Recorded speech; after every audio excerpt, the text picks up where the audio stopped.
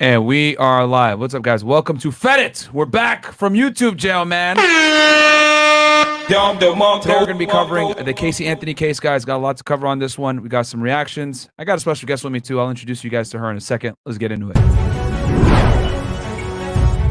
was a special agent with Homeland Security Investigations, okay, guys? HSI. The cases that I did mostly were human smuggling and drug trafficking.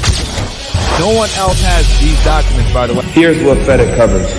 Dr. Lafredo confirmed lacerations due to stepping on glass. Murder You investigations. see him reaching in his jacket. You don't know. And he's positioning. Been on February 13, 2019. You're facing 2 counts of premeditated murder, Racketeering and RICO conspiracies. Young Slime Life, here and after referred to as YSL. The defendants 6'9", and then this is Billy Seiko right here. Now, when they first started, guys, 6'9" ran. I'm a Fed. I'm watching this music video. You know, I'm bobbing my head like, hey, this shit lit. But at the same time, I'm pausing. Oh, wait, who this? Right? Oh, who's that in the back? Firearms and violent crime. A.K.A. Pushicy violated. you're ordered to stay away from the victim. Rapper Pushicy arrested after shooting at King of Diamonds, Miami strip club, injured one person. This is the one that's gonna fuck him up because this gun is not traceable. Well, it happened at the gun range. Here's your boy 42 Doug right here on the left. Okay. Sex trafficking and sex crimes. They can effectively link him to paying an underage girl. I'm gonna lock my 50 limit, right. And the first bomb went off right here. Suspect 2 set down a backpack at the site of the second explosion. Inspired by Al-Qaeda. 2 terrorists and brothers, Dzhokhar Sarnev and Tamerlan Sarnev. When the cartels ship drugs into the country. As this guy got arrested for espionage, okay, trading secrets with the Russians for monetary compensation. The largest corrupt police bust in New Orleans history. The days of the police are gone. So he was in this bad boy. We're going to go over his past, the gang ties, so that this all makes sense.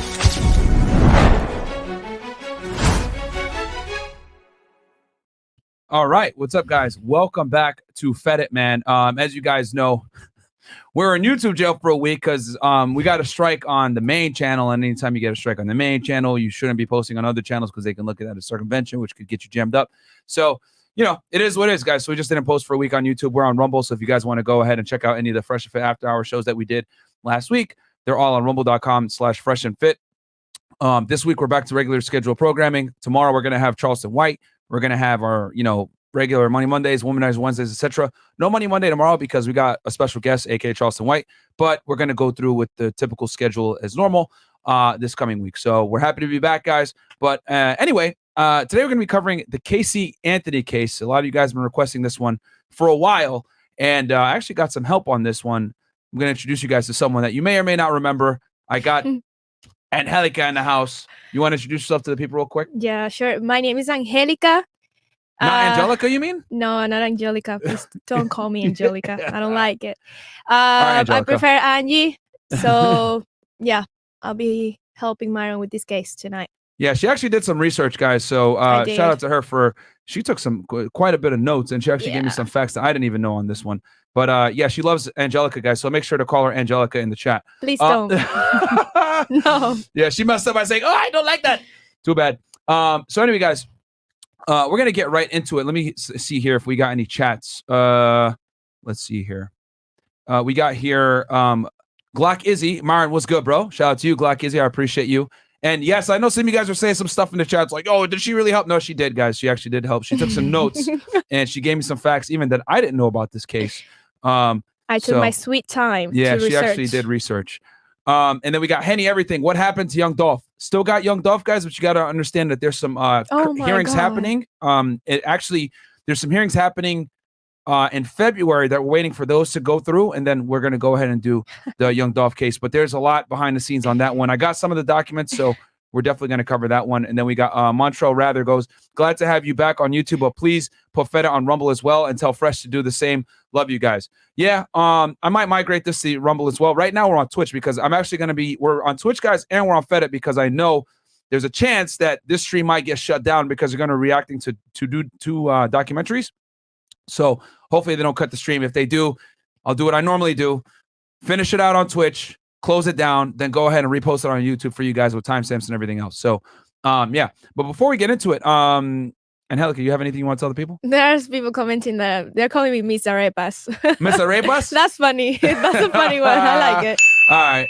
Fair. Okay, guys, so we're going to go ahead and get right into it right now. So let me go ahead and share stream with y'all real fast. So we're going to get into the Wikipedia as normal, familiarize your guys self with the case. So we got here Caylee Marie Anthony, right? This is the death of Caylee Anthony, who was a daughter.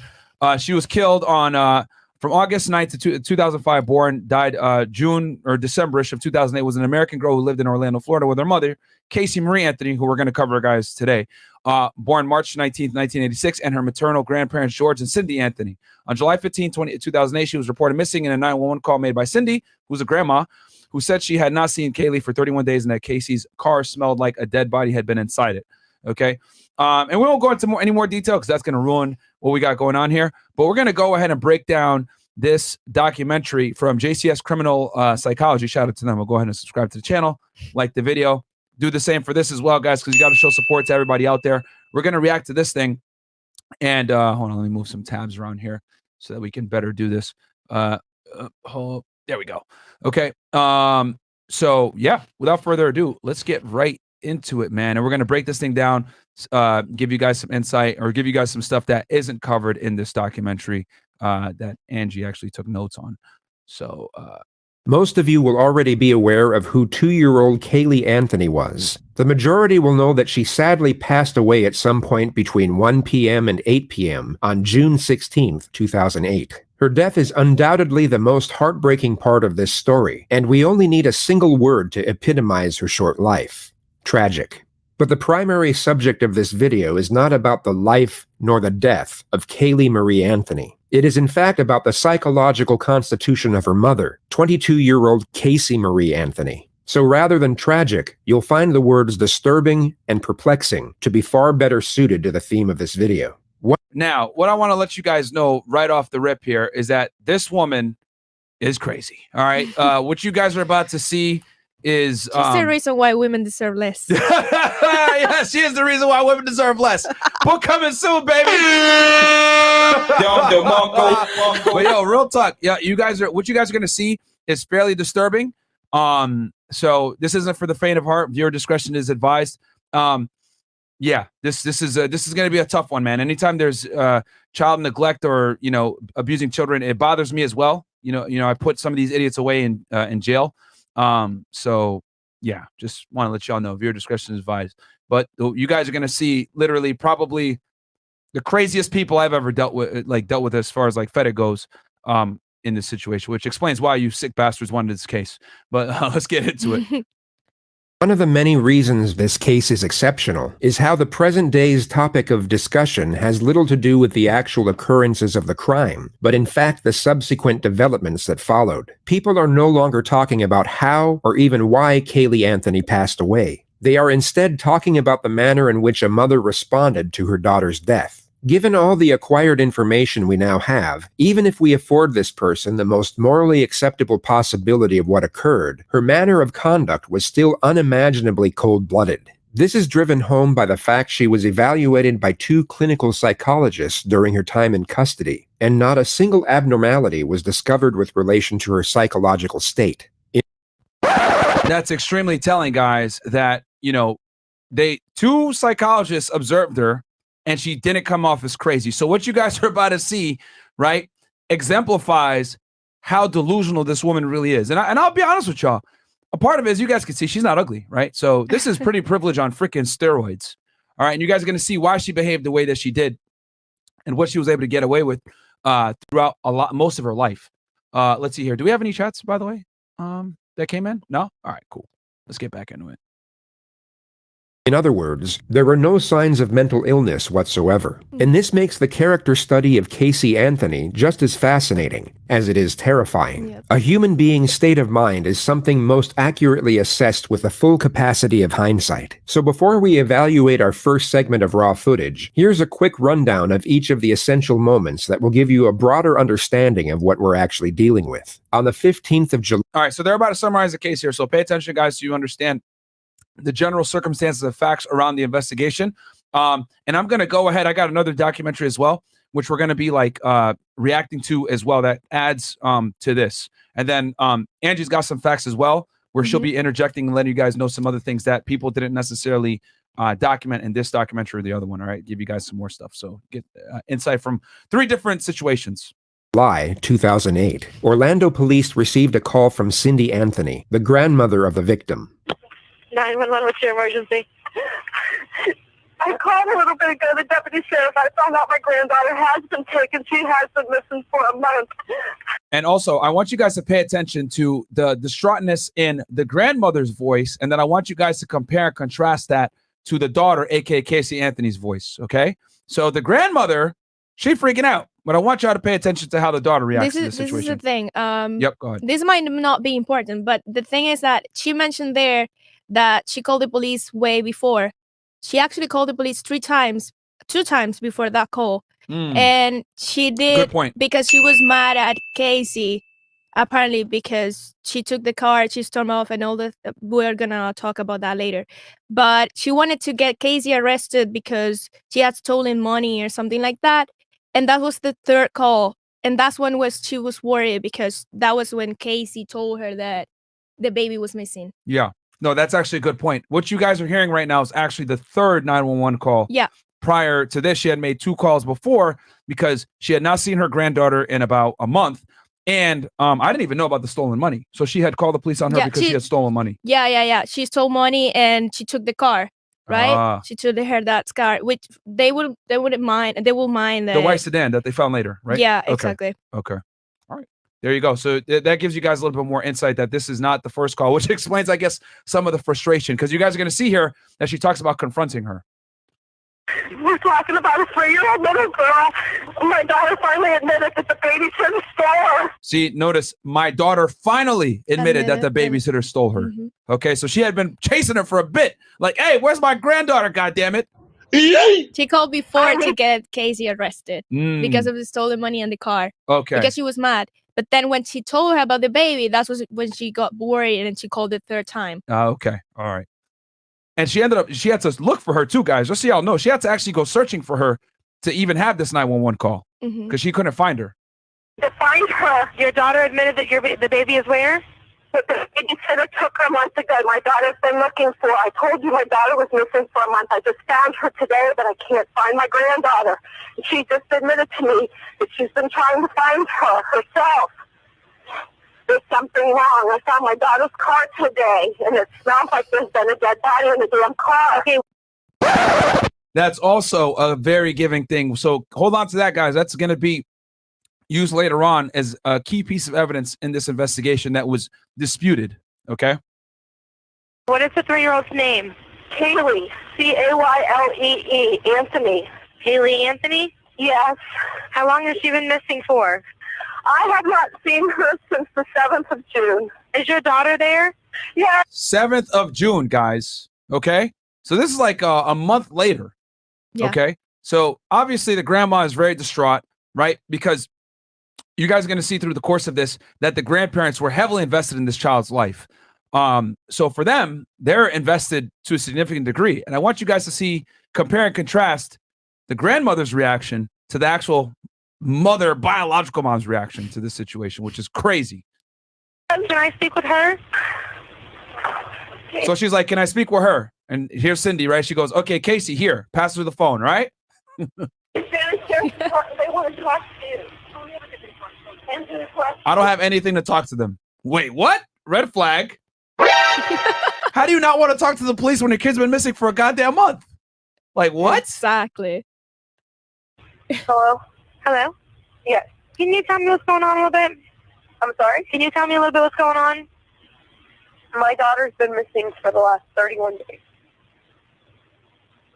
And you know who has her? I know who has her. I've tried to contact her. I actually received a phone call today now from a number that is no longer in service. I did get to speak to my daughter for about a minute. Well, hold on. So she's confirming that the child is alive. She's saying, oh, no, I spoke to her for like a minute, a moment.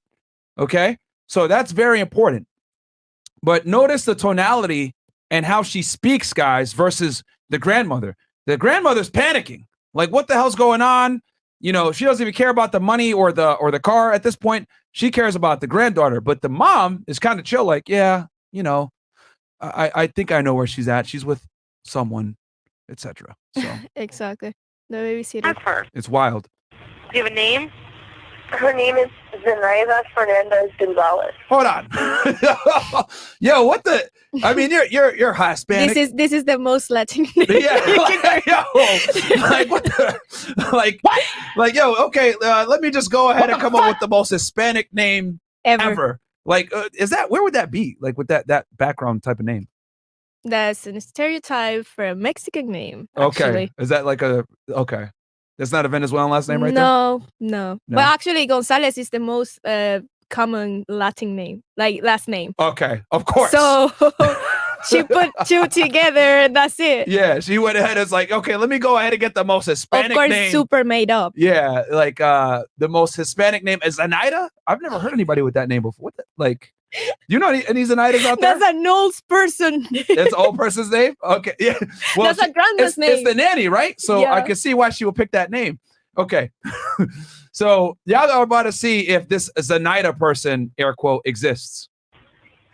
To give some context to this bizarre phone call, Caylee Anthony had left the family home with her daughter a month earlier, stating that she had a work assignment in Tampa and would be traveling the entire time. Kaylee's grandparents would ask repeatedly over the following month to see, or at least speak to their granddaughter, but Casey claimed each and every time that she was too busy with work and that Kaylee was with a nanny who went by the name Zenaida Fernandez Gonzalez, or Bro.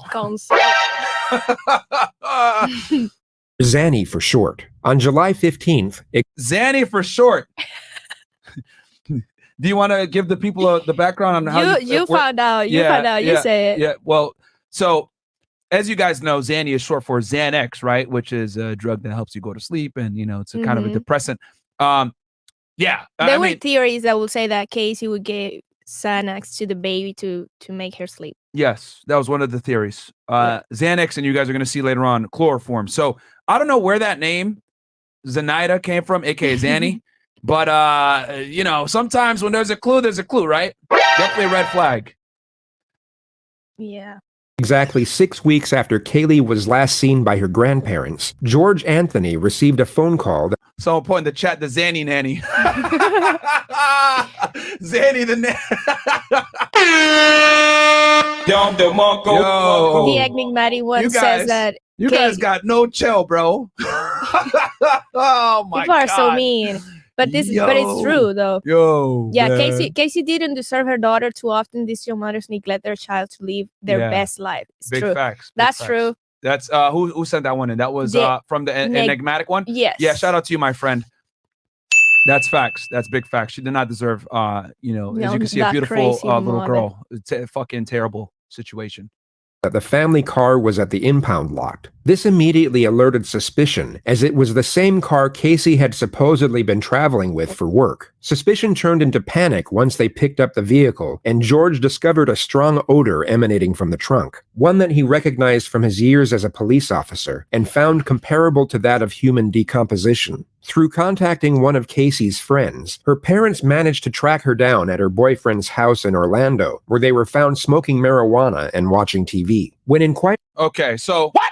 Your kid's been missing, and your parents are trying to find you, and they find you with your boyfriend, who this guy, by the way, is a club promoter in Orlando, guys, and they're just watching the movie smoking weed. Like, what the hell? Yeah.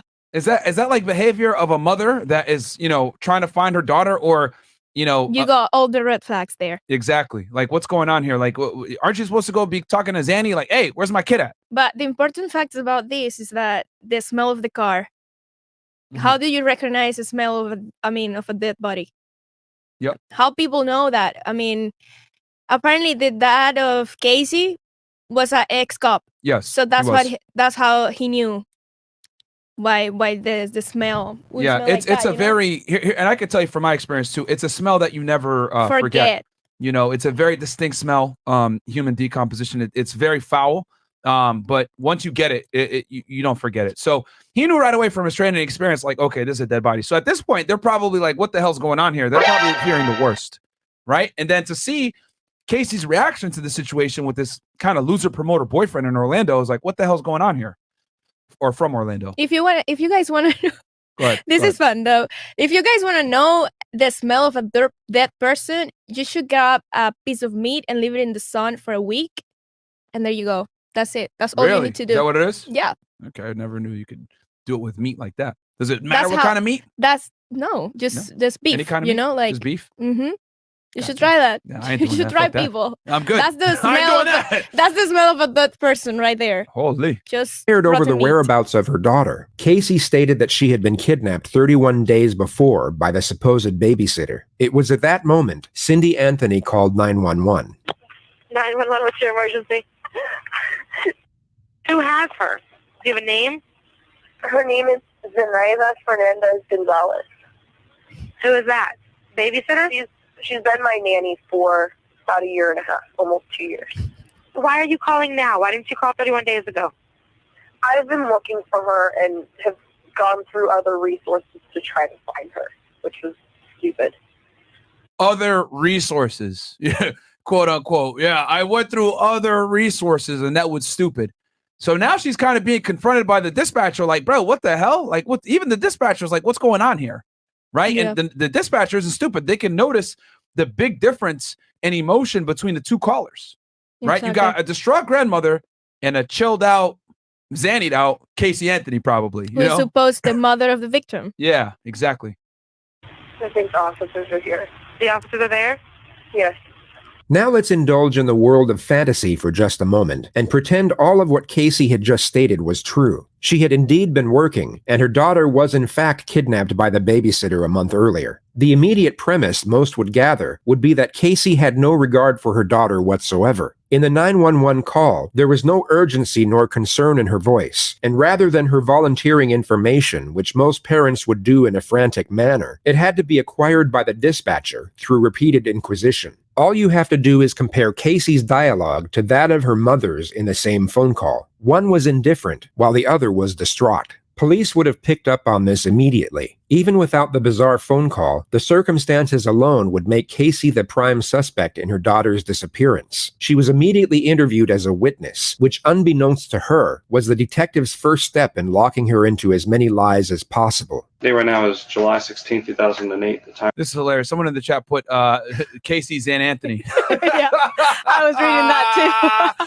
Yo, this show got no chat. You guys been waiting a week for this shit, man. Shout out to you guys, man. Chat got no chill, man. You guys are hilarious. So what we're gonna get into now, guys, is the detective interviewing her. Okay. And so let me explain real quick how homicide investigations work, or whenever there's a missing child or whatever. Typically, guys, most of the time when it comes to a missing child or whatever, the state is going to take the investigation first, right? The only time the feds come in, whether it's the FBI or something like that, is if there's a good chance that the child was kidnapped and transported across state lines, right? Affecting interstate nexuses. We talked about this before. That's typically when the feds get in. But in general, the state always takes over for kidnapping cases in the beginning phases, right? If there's no interstate nexus, and for murder, okay? Murder, guys, is almost always exclusively reserved to the states. And the reason for that is because feds only get involved with murder when there's other federal statutes being violated, right? So at this point, you guys can see it says Detective Melich. That means it's a state case, which I think these guys were from Orange County Sheriff's Office, right? Which is where Orlando is located. That's the county it's in. So he's interviewing her first as a witness in this case because they don't have any reason to believe that a mother would be the perpetrator in their child's disappearance and or death. Time right now is 0411 hours. I'm Detective Melich with the Orange County Sheriff's Office. I am with Caylee Anthony. All right, yeah. So the county is doing it, not Orlando Police Department. Is that correct? Yes. Casey, you understand this is being recorded? Yes. You have any objection to that? No. Right. Casey, I got called here in reference to a missing child. You took Casey to a babysitter's house. Yes. And who was this babysitter? Her name is Zenaida Fernandez Gonzalez. Okay. How long had you known Zenaida? Almost 4 years. It'll be 4 years. All right, so pay attention, guys, to her story as far as like how she knows this woman, how she met this woman, how long she's known this woman, and the other details surrounding this individual. And I say this with air quotes, Zenaida, okay, aka Sunny. Yeah, Zanny, aka Zanny, aka Angelica's cousin. So let's see here what happens. Oh, and also, guys, do me a quick favor. You guys know I hate to stop the show to ask for likes, but yo, there's 1,100 plus y'all in here. Do me a favor. like the video, especially since we're right back on YouTube. It's been a week. We're probably down in the algo a bit. You know, we're in YouTube jail. So do me a solid, like this video so it gets up in the algorithm and we can get back on, you know, people's radars since we're in YouTube jail for a week. All right, guys, that's all I ask. You don't got to donate $1 to the show. Just like the video, subscribe to the channel. And yeah, man, 200K on the way, as Fresh would say. And where did you meet her? Who did you meet her through? A mutual friend, his name is Jeffrey Michael Hopkins. I met him at Nickelodeon at Universal, and I met her through him. She was his son's nanny at the time. Does Jeffrey still work at Universal? No, he does not. How long has it been since he left? About 9-10 months, give or take. He moved up to North Carolina for a short time and moved down to Jacksonville within the last 3 months. How would you characterize your relationship with This is the best. This is hilarious. So this is during the trial, right? Footage from the trial. They're going to they bring the guy that she's talking about with his long ass name to the trial to testify. See what he says, guys. Anthony. More or less acquaintances. We're very good friends. Not very good friends. Did you ever They're fucking lying. Let's keep going. work at Universal Studios? I did. When did you work at Universal Studios? Approximately 2002. How long did you work there for? 1 year. Did you ever work there at the same time that Caylee Anthony worked there? I don't think so. Gotcha, bitch. Seeing her there. Never. Did you ever introduce Caylee Anthony to a woman by the name of Zenaida Gonzalez? I did not. There you go. Bro. So you guys can already see getting caught in a bunch of different lies, right? And it's stupid lies too. She's lying about stupid stuff.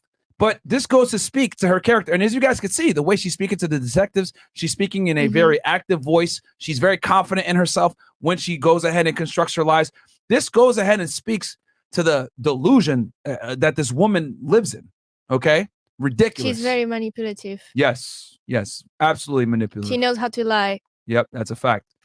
Hey, man, book coming soon. Why women deserve less. Did you ever use Zenaida Gonzalez as a nanny?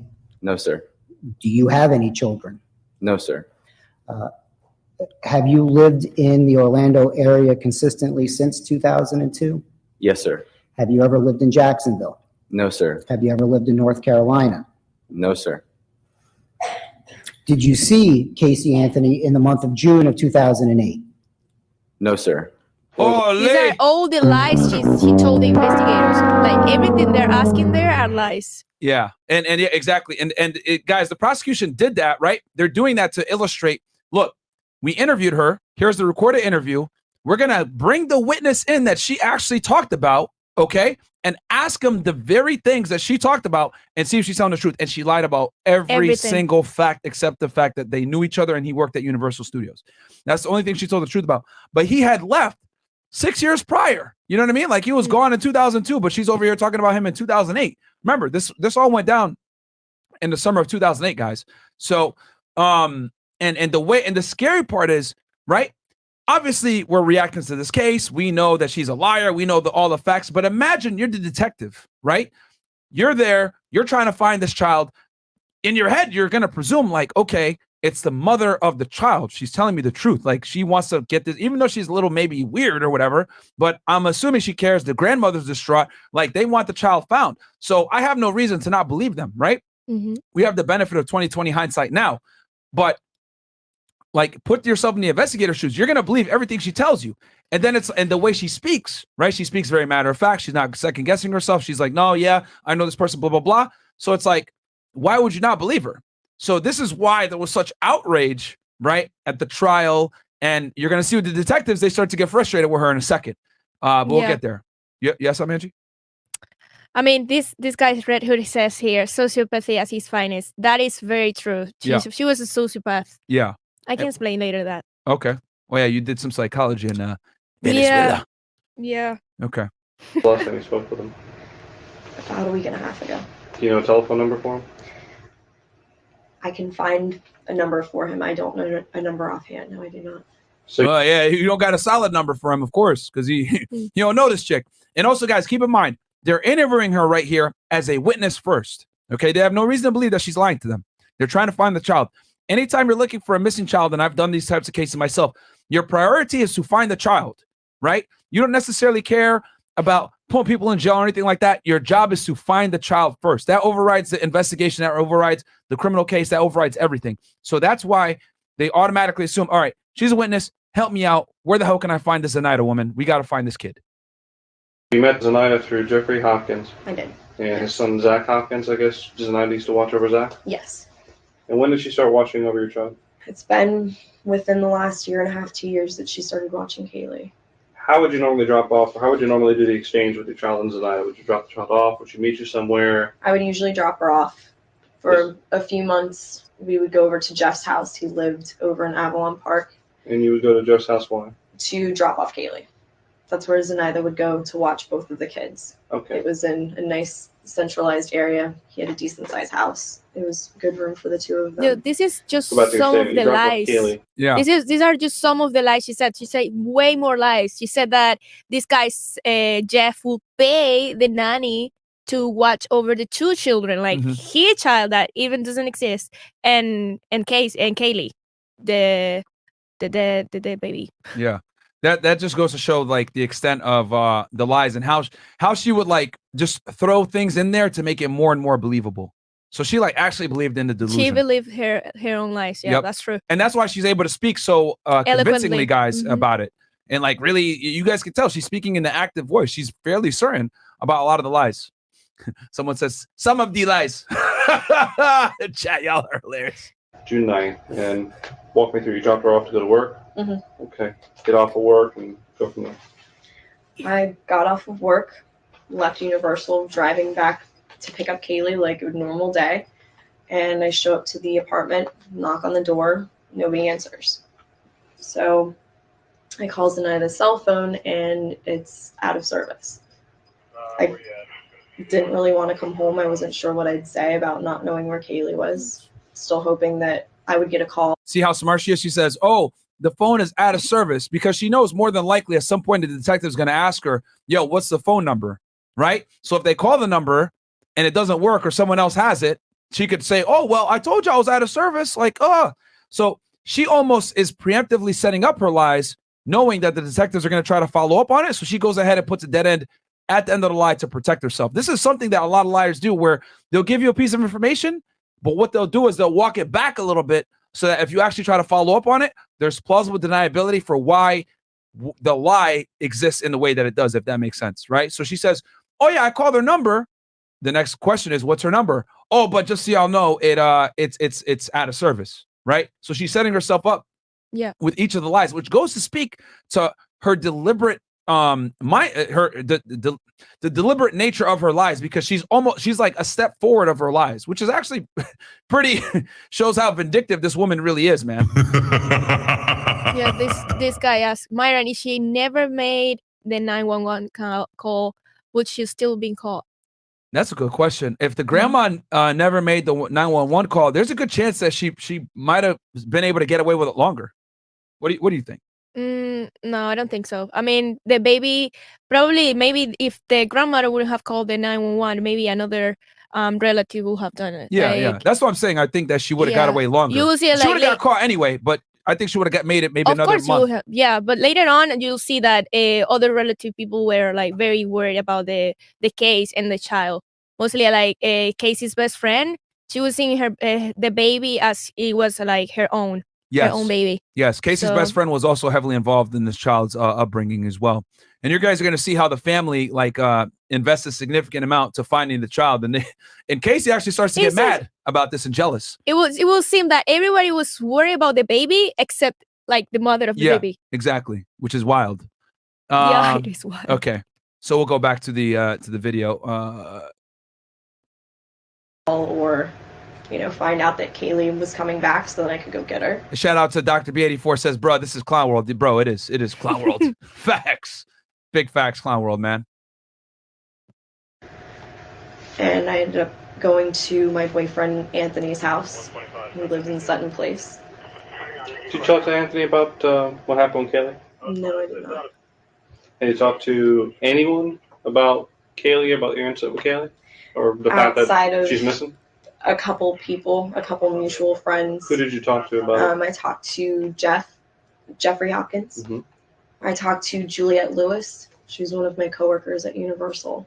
She works. You still work at Universal? Yes. What do you do at Universal? All right, so she's giving a bunch of names, and she said that she works at Universal. Let's see where this goes. I'm an event coordinator. Okay. What is Juliet? What position is she? Where she works? She's also an event coordinator. We work in the same department. Juliette Lewis doesn't exist. Casey had briefly worked at Universal, but hadn't been employed there for over 2 years prior to this interview. And she wasn't an event coordinator. She stood behind a kiosk and sold photos of people after they had been on the Incredible Hulk ride. Yeah. Stupid. Oh my God. Bruh. What the hell is going on here? Shout out to Don Patronco, a Mexican nanny name generator. Yo, facts. These people. Yo, facts. That's what she did. She just went ahead and got the fucking Mexican nanny name generator. Yo. Number for Juliet? Ooh, offhand, I can't think of one. She in your SIM card?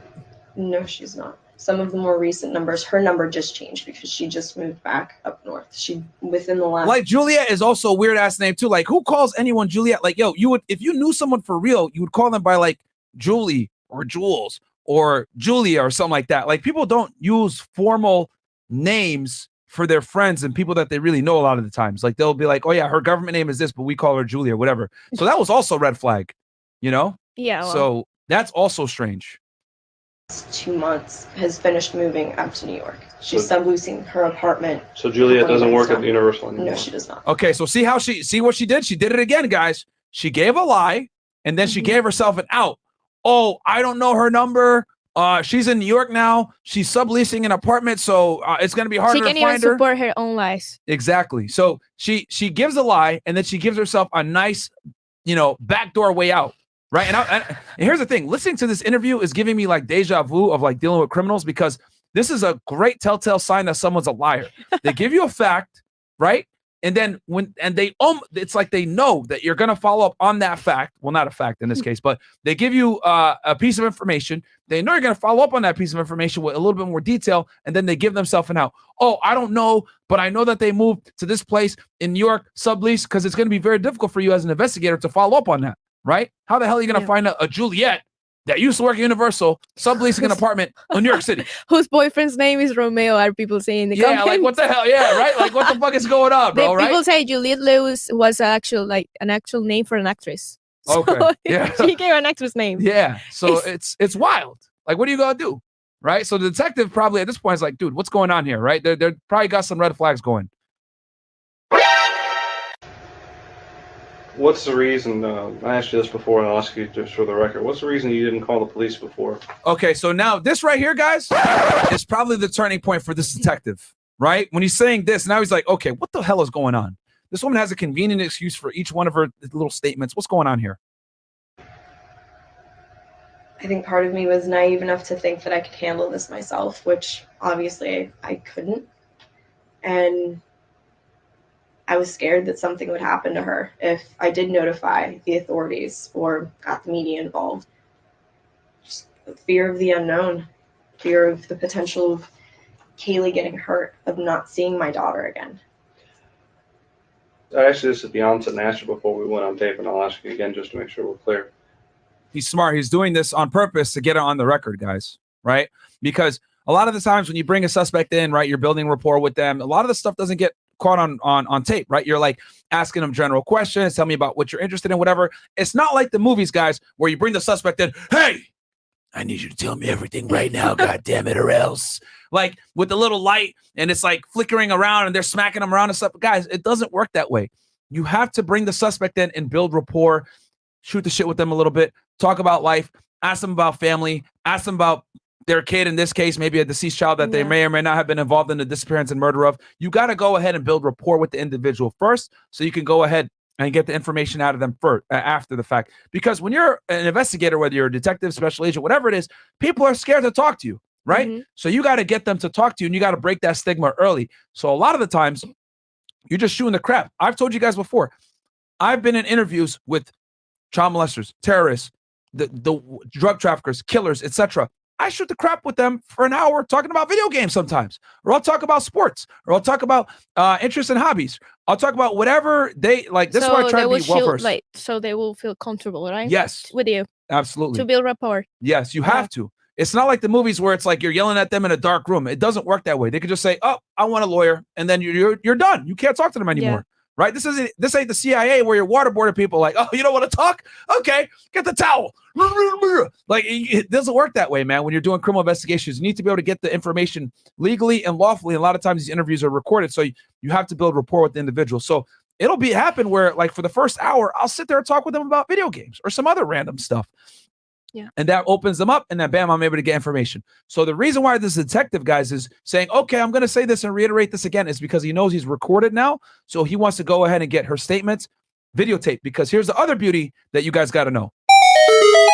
Since she is a witness, he doesn't have to Mirandize her. Okay. He doesn't have to tell her you have the right to remain silent. Anything you say can be used against you in the court of law, blah, blah, blah, blah, because he's interviewing her as a witness at this point. She's not a suspect. Yeah. So now in his head, he's like, okay, sun's off. Let me try to, get as much out of this chick as I can now while she's a witness, because I think she's probably going to lie to me, so I can at least lock her up in this statement now. That's why he's asking these questions again on the record, because at this point, he's starting to suspect that she's lying, and he needs to lock her in a statement so that they can use it against her later on. And this is one of the benefits of when you interview someone as a witness first, right? You're going in, you lock them in a story. And then if they end up turning to be a suspect, right, through investigation, you have a statement already. So they have to, like, take advantage of her, kind of, before she calls a lawyer. To a degree. Yeah, to a degree. I would say at this point in the interview, the detective is probably starting to suspect that she might be involved. So he's like, all right, let me just start to go ahead and get her locked into a statement at this point from a witness standpoint. So the detective is actually very smart here, playing 4D chess. Is there anything about this story that you're telling me that is untrue? Or is there anything that you want? Guys, like the video, because ain't nobody else on YouTube, a former investigator, telling you guys what detectives are thinking about when they're interviewing suspects and or witnesses. So like the video, subscribe to the channel. Angie, drop your Instagram, because they've been asking for a bit. What is it? Okay, it's So Angelica with 2 A's at the end. There you go, guys. So Angelica with 2 A's at the end. Go ahead and send a dick pic. Can I change or divert from what you've already told me? No, sir.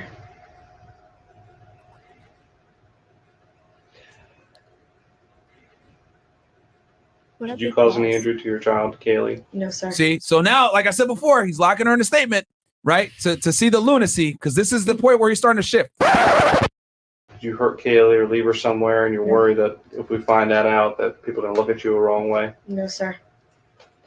And you're telling me that Zenaida took your child without your permission and hasn't returned her? The last person that I've seen with my daughter, yes. Is she Puerto Rican? Is she Dominican? Is she white? She's mixed. She's black and Puerto Rican. What? What? What the fuck? And just so you guys know, the reason why she's saying Puerto Rican is because in Orlando, Central Florida, huge Puerto Rican population. Mm-hmm. So that's why she's saying that, right? You come down to Miami, we don't have as many Puerto Ricans as Central Florida, but Orlando, run by the Puerto Ricans, man. But she said also that Zenaida was from New York, or all her family was from New York, and a lot of Puerto Ricans are in New York. That too, as well. Yeah, good point. Good point. Yeah. So, and also I want to let y'all know, guys, that he doesn't have to Mirandize her also because she's not under arrest at this point, guys. He's interviewing her. She's free to leave. It's not a custodial interview. So he's gathering as much facts as he can. This is almost kind of a freebie for the detective to get a free statement from her now that he's starting to suspect that she might be involved in a situation in the criminal activity.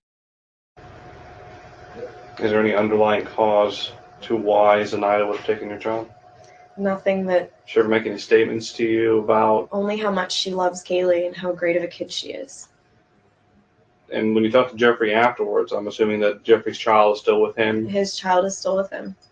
You said Zenaida had family up in New England, up in New York? Or yes, something? She has family down south. Her mother, her sister, her brother's in New York. She's originally from New York. Pretty much grew up there, moved down here, went to the University of Florida.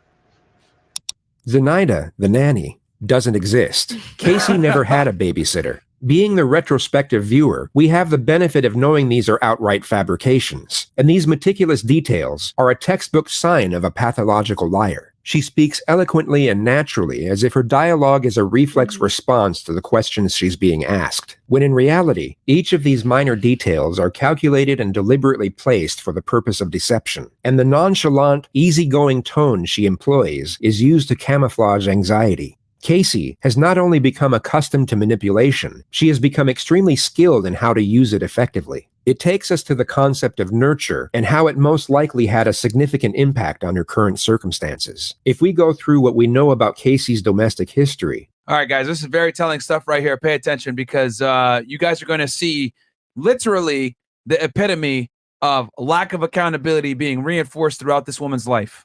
There are numerous occasions where she had gotten away with things that most would not, simply due to the fact that she was able to continuously lie without conscience. A prime example could be when she was 18 years old and stopped attending class midway through her senior year. She literally skipped the entire second half of her final year to go hang out with her older boyfriend. Her parents became suspicious on several occasions, yet each and every time, Casey had some whimsical excuse to which she was given the benefit of the doubt. Then just days before graduation, her parents were informed by the school of her truancy, and that she would not be graduating. When confronted, Casey's excuse was that her timetable was mixed up by the school, causing her to miss classes through no fault of her own. Yeah, this is obviously a completely baffling excuse that no sane person would ever believe. Yet whether it be through denial or an overprotective nature, Casey's parents not only took her at her word, but even shielded her from the consequences of her actions. They lied to all their family friends that she graduated with honors, and even threw her an extravagant graduation party the day after. This is just one of— Guys, holy! Yo! The parents of the year. Yeah, parents of the year. L parenting, guys. Like, yo. Yo, she missed the whole half of her second year of her senior year, the whole second half. And she's like, oh, yo, like, they just didn't mark me there. I was in class. They just marked me not there. What the hell? Like, yo. They shielded her. They shielded her. And this is why. This is the recipe, like, these parents right here. This is the recipe to create, like, psycho kids, you know? Yeah. Like, spoil your kids too much. This is what you get. Yeah. Crazy people. Good point. I mean, this is what happens when you don't hold your children accountable, guys, because I've said it before. I'll say it again. The parents, especially the father, is the first line of defense to the child, understanding that there's consequences when you do stupid stuff in life. Okay, I was going to say stupid stuff, but I'm trying to keep it clean here. I keep getting yellow marks on YouTube.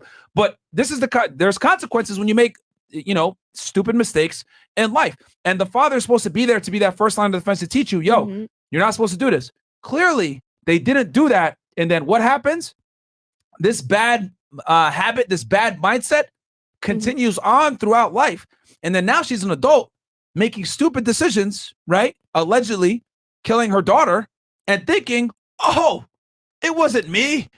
She got kidnapped by Zenaida. Like, I had nothing to do with this. No, I read somewhere that people, even their, like, Casey's friends, throughout, like, high school and everything in her life, she will lie to everybody. She will make up, like, stories. She will say anything about her life that wasn't true, and people will believe her. Yeah. So that's what fucked up that crazy girl. No, it's very true. Like, people weren't able to get a read on her, guys. A lot of her high school classmates also, like, this was like, she was kind of go with the flow, but she didn't really have her own personality. Lying. She was very malleable depending on the situation that she was in, which you can't trust people like that. This is why you can't be around yes men. You can't be around yes women. You need people that are able to kind of challenge your views or give you a different perspective, etc. She didn't have that. She just kind of conformed to whatever situation she was in and just kind of went with the flow, which those people are very dangerous. Okay, because you don't know where they really stand. The many occurrences where Casey faced no ramifications for misconduct. It seemed to give her the belief that no matter what she did, as long as she could spin one lie after another, or at least drag a lie out for as long as possible. And also, let's be honest here, guys. She's not ugly. She's not an ugly woman. I mean, obviously, we're seeing her trial pictures, right? When she has no makeup on and stuff like that. But she's not an ugly girl. So, and remember, in Orlando, this girl's like gonna be hot in the eyes of most people in Orlando. In Miami, she wouldn't. No one give a shit in Miami. I'll be honest here. No one would care in Miami. But But in Orlando, right, she's going to be attractive to a majority of men, bro. And a lot of the times, pretty privilege is real. So you have parents that reinforce your bad behavior, don't punish you for it. Then you got society who's going to give you the benefit of the doubt, and you're a pathological liar. Think about it. No one is holding you accountable for your decisions. Well, apparently Casey was very dependent on their relationships too. She had lots of boyfriends. Oh yeah, I believe that. She had 304, which you guys are going to see that here in a second. What she ended up doing during those 31 days. Possible. Everything would work itself out. The truth is that everything did work itself out when she was dealing with her parents, and she evidently thought the same rules applied with regard to national law and a missing child's investigation. After the initial statement you just heard, Casey was asked if she could take police to all places of interest. She happily obliged, and then proceeded to lead them to Oh, this is going to be awesome. Multitude of fake addresses, which she had nothing to do with. She then took them to her supposed office at Universal Studios and literally led 3 senior investigators to the very end of the building, taking over 25 minutes to walk to, before she finally turned around, put her hands in her back pockets, laughed, and admitted that she didn't work there. Completely Bro, what the hell? Yo, like, dumbfounded. I mean, Angie, what's your thoughts on this? She literally did like ha ha to the business. Yeah, seriously, could you imagine? Yo, I used to work at this place. Let me take you out here. And then next thing you know, it's like, oh no, my bad, dog. I didn't used to work here. Like, what's going on? Which, speaking of which, guys, I'm gonna go ahead and show you guys a clip from the detective that was involved in this situation. Okay, and he's gonna recount how she took them on this wild goose chase. All right, this is one of the detectives that was involved in the case. I mean, it really doesn't faze her. That's amazing. So, I mean, it really is amazing to me. She's 22 years old. She has no criminal record. Correct. You place her under arrest for child neglect, and she has no... Hold on, we will arrest her and charge her with child neglect. Seemed worried about that child. Except for the child's mother. Yeah. Right. In hindsight, was there something else that could have been done differently? Or? Honestly, don't believe anything we would have done would have prompted her to part tell where she took them on a wild goose chase. Okay. Why? Well, because we were at the point where we had done everything else. Melch, now he spent time with her. He has driven her around. She's shown him this apartment where Zanny the nanny lives. Nobody's lived in that apartment. We know that this is all essentially made up. And so at this point, Melch and I interview her in a conference room there at Universal Studios. As I go through my investigation, I'm discovering a series of questions that need answering. Like, should they have... So they used it in trial, guys, how she made them walk around for 20 plus minutes in Universal Studios. And she walked into this not only Universal Studios. She took them to 2 or 3 different addresses. Yes. That didn't exist. Like there were nobody living there. Whereas Zanny the nanny was living. Zanny. You know what I mean? And Jeff. Well, Jeff considered another way to interrogate Casey. Everything that's coming out of your mouth is a lie. So obviously they're very frustrated at that point. I'm trying to find. Hold on. Okay, hold on. So the computer goes, that person's not an employee. No, there's no reason to go to my office. And what were you thinking would happen when she's confronted with the lie about working at Universal? So they know at this point that she's lying about working at Universal. So they're like, you know what? You got an office there, don't you? And watch what they do here. Gotcha, bitch. We figure, I think at this point, maybe she'll tell the truth. But instead, as we're on the road and I ask her, why don't we go by your office at Universal and maybe we'll find evidence out there that will help us. And she agrees. She says, absolutely, let's go there. We'll look. No hesitation. Imagine, the craziness. I'm there with 3 detectives, right? And they're trying to find my daughter. And I know I don't work at Universal no more. I know I don't got an office. But you know what? Fuck it. Let's go, guys. Let's do this. You know what I mean? Like, this is wild. So she was fucked up. And the wild part is she's sober during this all this stuff. She ain't even drunk or nothing. She's just sober. Like, yeah, let's do it. None whatsoever. I mean, and so we drive there and we follow her as she walks to the employee entrance, and we essentially watch the interaction between Casey and the security guard where he's telling her. So they're smart. They're like, all right, let's sit back and see how she interacts with the other employees here. So she walks up to the security guard first. Watch this. I'm sorry, we don't have a Caylee Anthony employed here. Casey goes, no, I work here. I just don't have my employee ID. Look again. He looks again. And then he asks her, he says, well, what's your supervisor's name? And Casey just makes up a name. And the security guard looks at the computer. He goes, that person's not an employee here either. And so, bro, like, and imagine like how she's like, the crazy part is she has 3 investigators with her, right? The audacity to drag them all the way to Universal Studios. She has 3 investigators with her. She goes up to the security guard, and guys, she's doing this all calm, collected. Oh no, there's no way. I work here. I don't know what you're talking about. The one thing about Caylee Anthony that you guys are gonna notice from a lot of the people that were involved in this investigation is that she was always calm and collected. All right. So even when she was caught in her lies, she was like calm. She was always calm. The security director, I guess the Xannies worked out or something. Directs him to let us in. So at this point, Detective Melich, Detective Wells, Casey, the security director, and myself, we walked the back area at Universal, and so bam, that's the entrance right here, and this is where they ended up. 25 minutes. We walked to the HR building. We entered the HR building, and this whole time we're essentially making small talk. You know, there's no urgency or there's no real concern. So she's not stressed. She's relaxed. Yeah, absolutely. Casey begins waving at people who are busy at their desk working, and these people are waving back, and you can kind of tell they're confused about why we're there. And so, oh my God, bro. So you got 3 detectives with you. You're walking through the HR area, the office area. Hey, yo, what up, bro? Hey, you know, and they're like, who's this bitch? Who is this fucking bitch, right? Could you imagine? And she just going out with the lie, like, let's just keep going here. You know what I mean? Like, hey, what's up, guys? Yeah. Like, bro, what the hell is going on, man? Like, she listened to this. She was trying to manifest a job. This guy. Manifest the job. Yo, this is the definition of manifesting the job right here. Finally, we turn down a hallway, and it's a dead end. And at this point, Casey looks at us and says, I don't really work here. And she laughed as well, guys. Sorry, guys, I don't really work here. Yeah, no shit. Oh, man. All right, let's get back into it. The detectives placed her under arrest and took her to a conference room in the building for what was essentially an interrogation. And they arrested her for child neglect, guys, at this point, right? Because at this point, it's like, come on, man, what the hell is going on here? I left you this morning. I've gone to every address that you've told me. I came over here. I've already talked to all the employees. I found out all these names that you're giving me are people that either never worked here or have been fired here for a long time ago. Okay, so where we are right now is in a position that doesn't look very good for you. Because obviously I know, and you know, that everything you told me is a lie, correct?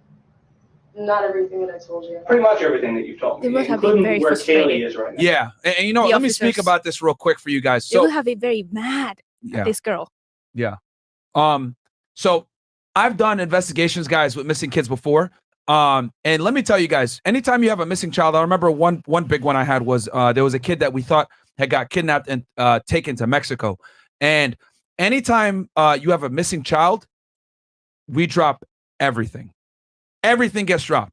I remember it was like midnight or something like that, and I got a call from my partner. He was on call that night. He was like, "Hey, bro, we got this lead. This girl is missing, etc., etc." There was a lead. She had been, taken from Houston, Texas, brought down to Laredo, Texas, and brought across the border. It was a minor, etc. Guys, we don't even really, the group that I was in, we don't really investigate kidnappings of children, but we dropped everything that we were doing and we went ahead and we took it on. You know what I mean? Because we were on call that night. It is what it is. We called our supervisor. We called everyone that we knew. I called all my contacts from DPS. Hell, I didn't even get along with the FBI like that. We were in contact with them. We're doing everything to find this girl. We went down to the international bridge, looked at all the cameras. We were up until 7, 8 o'clock that morning. And we ended up finding where the girl was, thank God. But the point I'm trying to make here is that anytime you have a missing child, everything for that department, that squad, that group, whatever gets dropped, and it's all hands on deck to find a missing child. So the reason why these detectives, and I'm trying to push you guys in their shoes a little bit from an investigator standpoint, they probably haven't slept. They probably have barely been eating.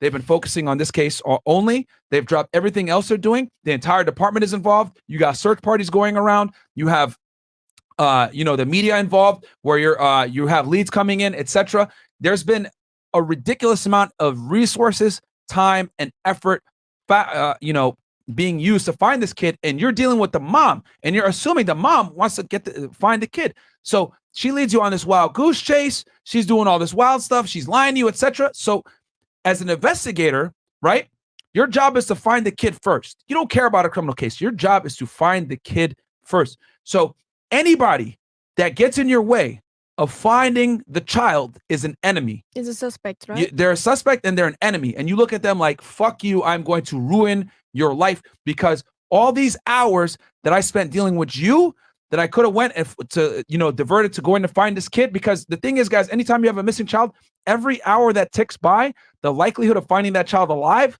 diminishes. Now, at this point, it's been 30 days, right? So at this point, they're probably trying to find a body there's this nanny. So they think that the kid's alive, actually. Let me rephrase that. They think the kid's alive. So they're moving with speed because every hour that ticks by, the chance of finding the kid alive goes down. Mm-hmm. So you can, and I'm trying to give you guys like an investigator's perspective here of why they're so angry. Now, normally you're not supposed to put your emotions in an investigation, but when there's kids involved, bro, a lot of these guys have children. They have daughters, they have sons, they have children that are this age. So it's very difficult for you to not have your emotions involved when you're looking for a child. I mean, I'm not going to lie to y'all. When I was looking for the kid, I was putting all my effort in. I don't got no kids. I don't want no kids. But I can only imagine, right, if someone else is trying to find their child, I'm going to do everything I can. I'm a single guy. I don't fucking have shit to lose. I spent all day looking for that kid, and I'll do it gladly. It was actually one of the most fulfilling things. So when someone gets in the way, you get a certain rage, and you get emotionally invested because you're trying to find that child.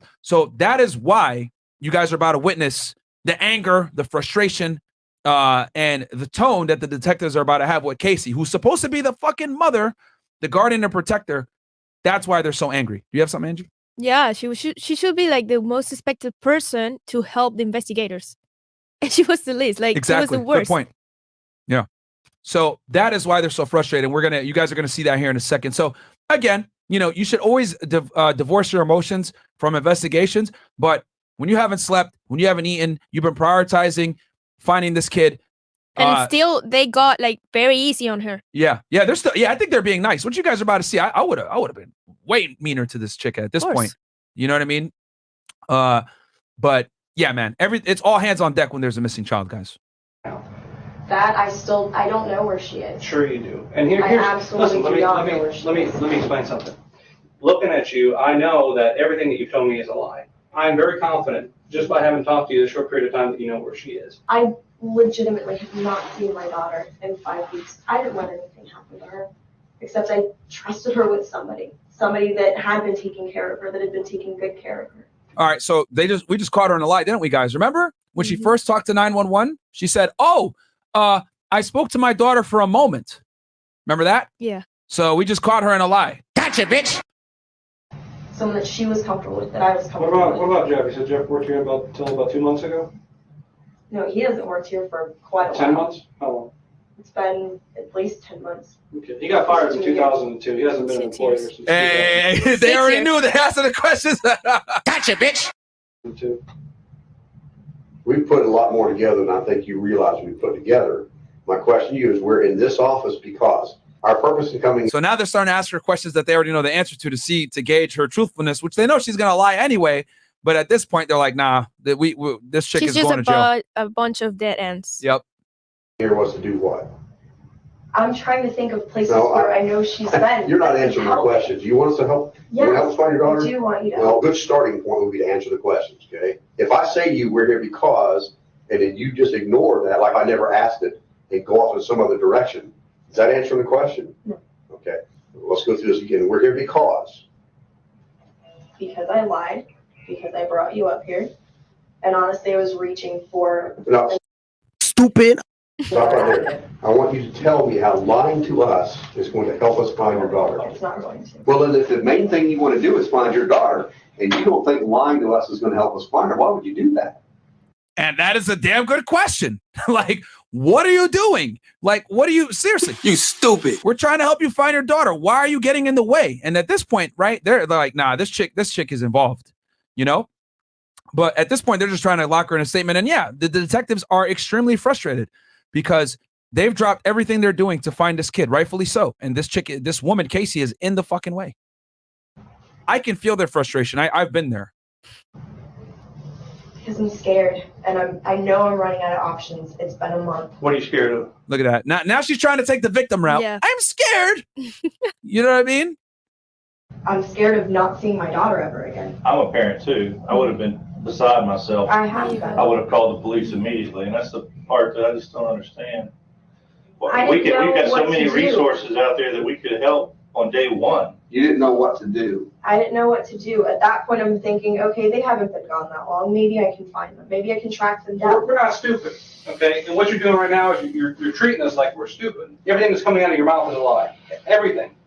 Either you gave Kaylee to someone and you don't want anyone to find out because you think. And I think Melich, guys, if I'm not mistaken, is the lead detective, which means this case is on him. This is his investigation. He's the lead detective. If this thing fails, it's on him. If it succeeds, it's on him. So obviously he has an enormous amount of pressure on him because he's trying to find this kid alive, you know, and this woman getting in the way is hurting the chances of finding this child alive, right? Because in their eyes, they think that maybe this babysitter still has this kid and she's just trying to cover for them. They don't know what you know, we have the benefit of 2020 hindsight reacting to this, but back then in 2008, they don't know all these facts that we know now. So for him, it's an enormous amount of pressure anytime you have a missing child and you're the lead detective. You're a bad mom, or something happened to Kaylee and Kaylee's buried somewhere or in a trash can somewhere, and you had something to do with it. Either way, right now, it's not a very pretty picture to be painting. You're painting yourself as a very bad person. It needs to end. The truthful thing is that I have not seen my daughter. The last time that I saw her was on the 9th of June. Remember we had those two people that we were talking about, the person who had an accident and a person who's just a cold-blooded, callous monster? That's telling me that you are the second person, this cold-blooded, callous monster who doesn't care and doesn't want to help because she's afraid that something so heinous happened that everyone's going to look at her and say, she's a monster, she deserves to go away, she deserves to never see the light of day, this bad thing should happen to her. I don't want to believe that right now, but you're giving me no choice. Tell us what happened to Kaylee. Tell us what happened to Kaylee. I dropped off Kaylee. And that's the last time that I've seen her. I dropped her off. Where did you drop her off? I dropped her off at that Oh, she's still sticking to that stupid story with the Zanny the nanny. apartment. No, you didn't. That's exactly No, where I you dropped didn't. her off. Did you just think that one day she's just going to show up at your house? No, I sat around yesterday trying to figure out what to do. I'm glad that I ended up seeing my mom, that all of that stuff happened for a reason because You're glad you saw your mom. You could have saw your mom. Go ahead, yes, I'm Andrew. Yeah, I want to add the connotation that I said earlier that so how the mom found out about Casey is that because she was found at the boyfriend's house smoking pot and stuff. Yeah, watching a movie. Yeah, if the mom, so the reason why she got caught or the reason why she appeared because she was missing for 5 weeks, a month, is because she was at her boyfriend's house. But the thing is that the car was missing. They found the car, and the towing company that called the owner of the car, which is like Casey's father. Yep. That's how they found out that she was. She was actually located. in Orlando because she said that she was in Tampa. Yeah. But she was actually in Orlando with her boyfriend. Yeah. So she said she was working in Tampa the whole time, guys. Yeah, exactly. This girl never wanted to find the child, never would have called 911 if it wasn't for her mother. Yeah. The grandmother of the child. Yeah. So, I don't know. It's just fucking delusional.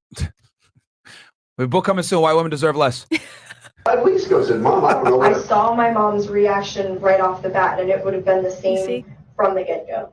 So wait a minute, you're more afraid of your mom's reaction than you are if you ever see your daughter again? No, I'm absolutely Yeah, they're asking the right questions here. petrified. Absolutely petrified. I know my mom will never forgive me. I'm never going to forgive myself.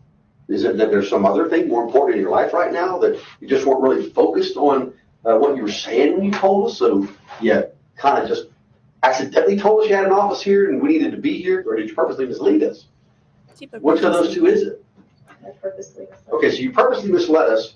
This was all in an attempt to help find your daughter, right? That makes sense to you, correct?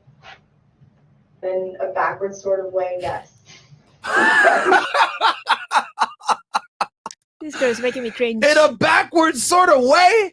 Like, what is going on? Bro, this girl is crazy. Like, wild. I'm coming back to places that are familiar to me, that I know are familiar to her. Familiar situations that maybe would help. She's almost 3. She's almost 3. What do you think she's going to take a cab here? I mean, I know how do you think she's going to get here? Poor baby. Yo, at this point, the detectives are just like, yo, you know what, man? Like, fatality. Finish this chick, man. She's stupid. Oh, we gonna roast this bitch. You gonna make us come to Universal Studios and with the security director and the security looking at us crazy, and you waving to all these people like, I work here, making us look wild. We're gonna cook you right now. We're gonna bring you to this interrogation room, or we're gonna bring you in this random room. We're gonna handcuff your dumb ass. We're gonna ask you a bunch of questions to make you look stupid. All right? Because this is ridiculous. You stupid. At this point, they're just gonna cook her. With someone else. She's with someone else who's hid her from you for 5 weeks. Yes. For no reason. Why would a person who has hid your daughter from you for 5 weeks, okay, bring her to the building that you used to work at? I don't know what else to do anymore. If I knew where she was, if something would have happened, I would have admitted that a long time ago. Do you believe thinking up more lies to tell us will help us? She's with someone that I absolutely do not trust. And I'm absolutely scared that you don't trust yet was babysitting your daughter for a year. I don't trust What is going on? her now because of what happened. Who did you call first? Who did you go to for help first to help try to find her? No one. Oh, no one. Okay. All right. Okay.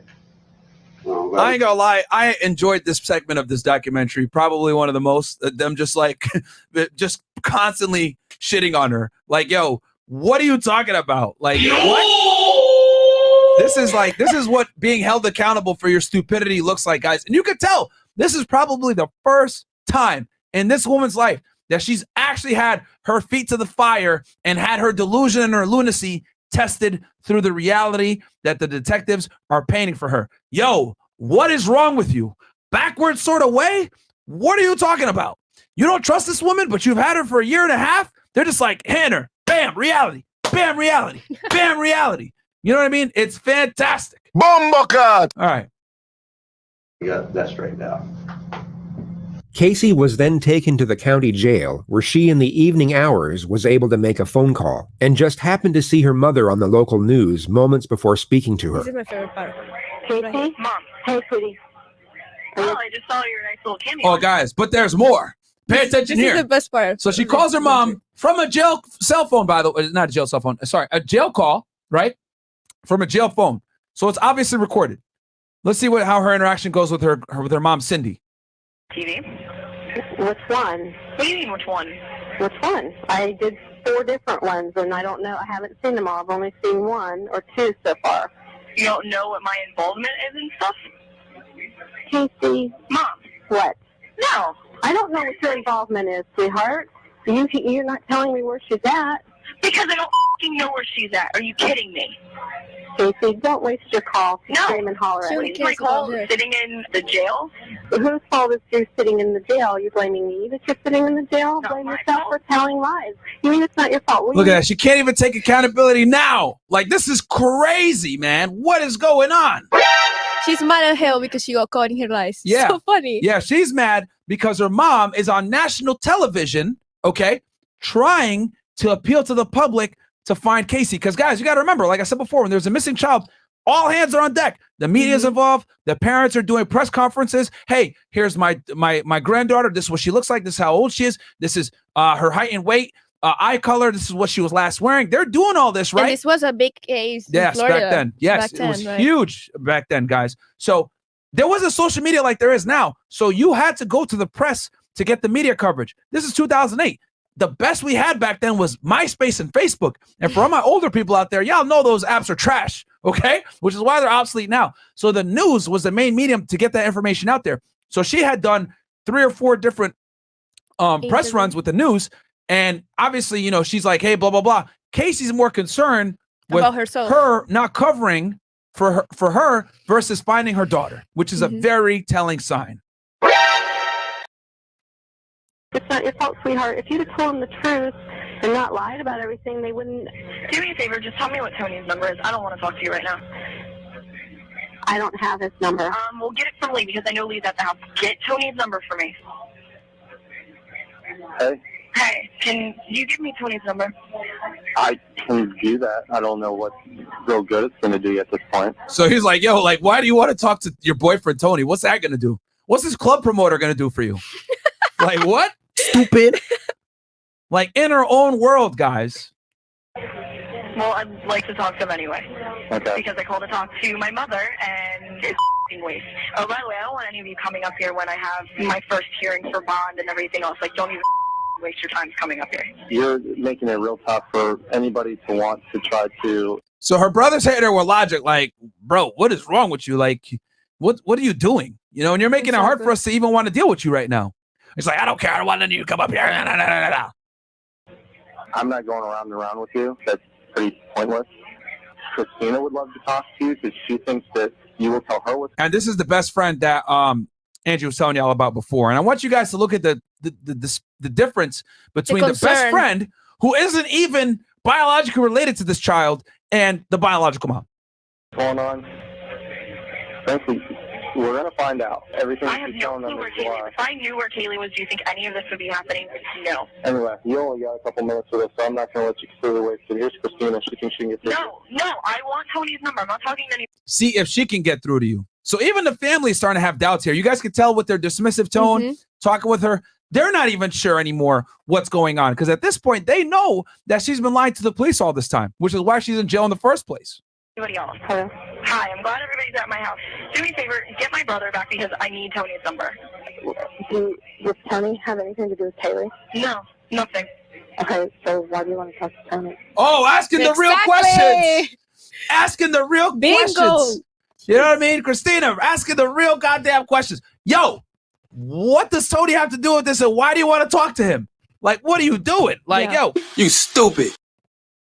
He's my boyfriend, and I won't actually try to sit and talk to him because I didn't get a chance to talk to him earlier because I got arrested on whim today. So? I got arrested on a whim? No. You dragged the police to multiple locations that didn't exist for some zanny nanny that doesn't exist. You made a bunch of lies about people that you worked with, and you lying about working at Universal Studios. You led them on a wild goose chase for 30 minutes almost, all around, having a bunch of employees go like, hey, what the hell's wrong with this chick crazy? Of course they're going to go ahead and arrest you. I mean, the fucking whole state was looking for that girl. Yes. In the back then. Yes. And she was just misleading the investigation. Yes. This is insane. It's and she goes ahead and says, they arrested me on a whim. Like, what? Oh, Lord. The nerve.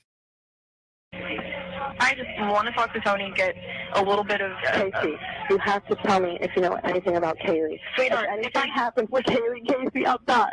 You understand? Look at her. She's crying. If anything happens to Kaylee, Casey, I'll die. You understand? I'll die. This is her best friend. Not even the mother. No emotion. But the best friend is literally crying on the phone. And I'll die. If anything happens to that baby. Oh my God. Calling you guys? A waste. Huge. What? Yo! This girl is on demon time, bro. The nerve. Huge waste. Casey appeared in the court the next morning and was initially denied bail by the judge. He cited his reason as her undeniable disregard for the welfare of her own child. She was kept in protective custody, and it would be 9 days until she received her first visit from her parents.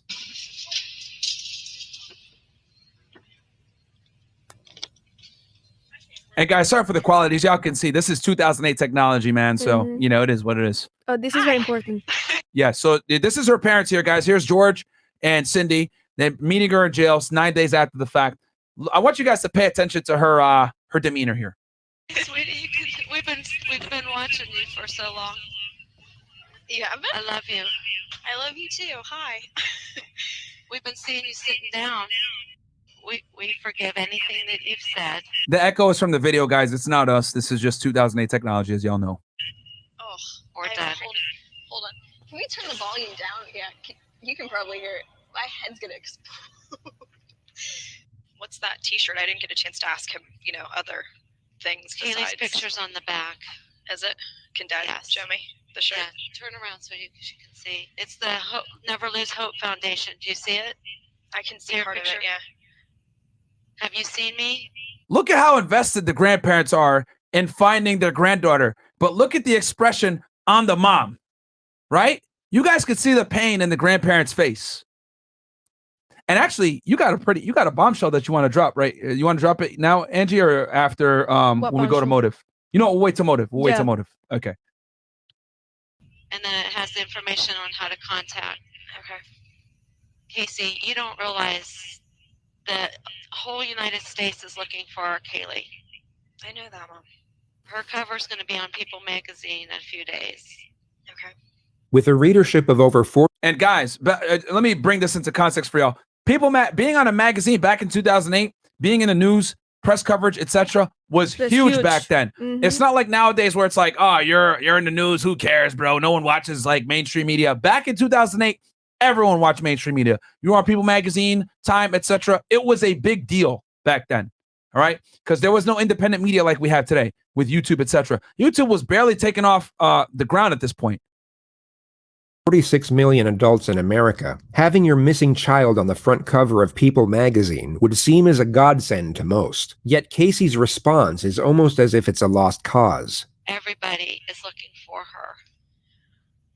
Good. Everybody is looking for her. That was such a fake good. Holy.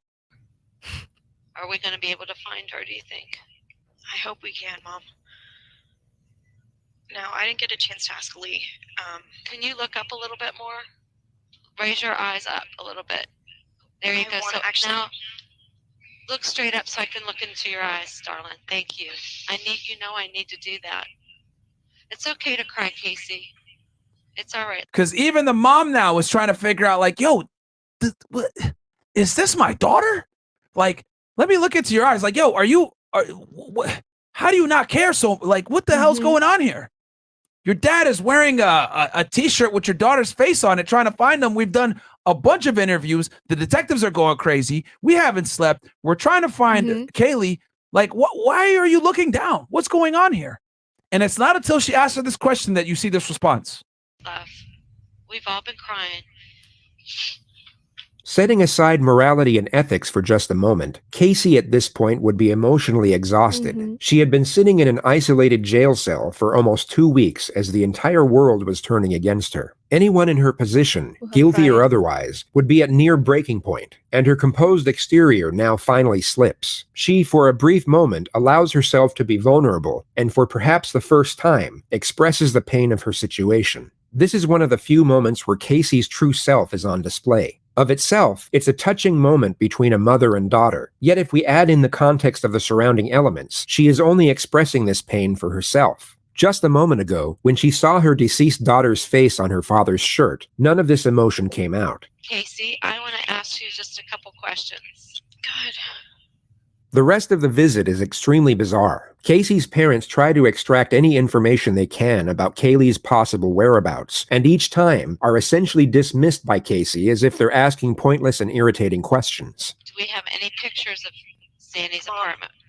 Lee and I already talked about this. I don't know. It could be on the desk at home. I don't know. So she's annoyed at this point, guys. You want to know why? Because Zanny doesn't exist. That's why she's so annoyed and frustrated with people asking questions about someone that doesn't exist. The family is still holding on to this glimmer of hope that she's telling the truth and that the child might be alive with this make-pretend nanny with a super Hispanic name that's Puerto Rican and black from New York that graduated from the University of Florida. They're still holding on to this dream. No, and maybe if she was, we still don't know if she killed the baby or what happened with the baby.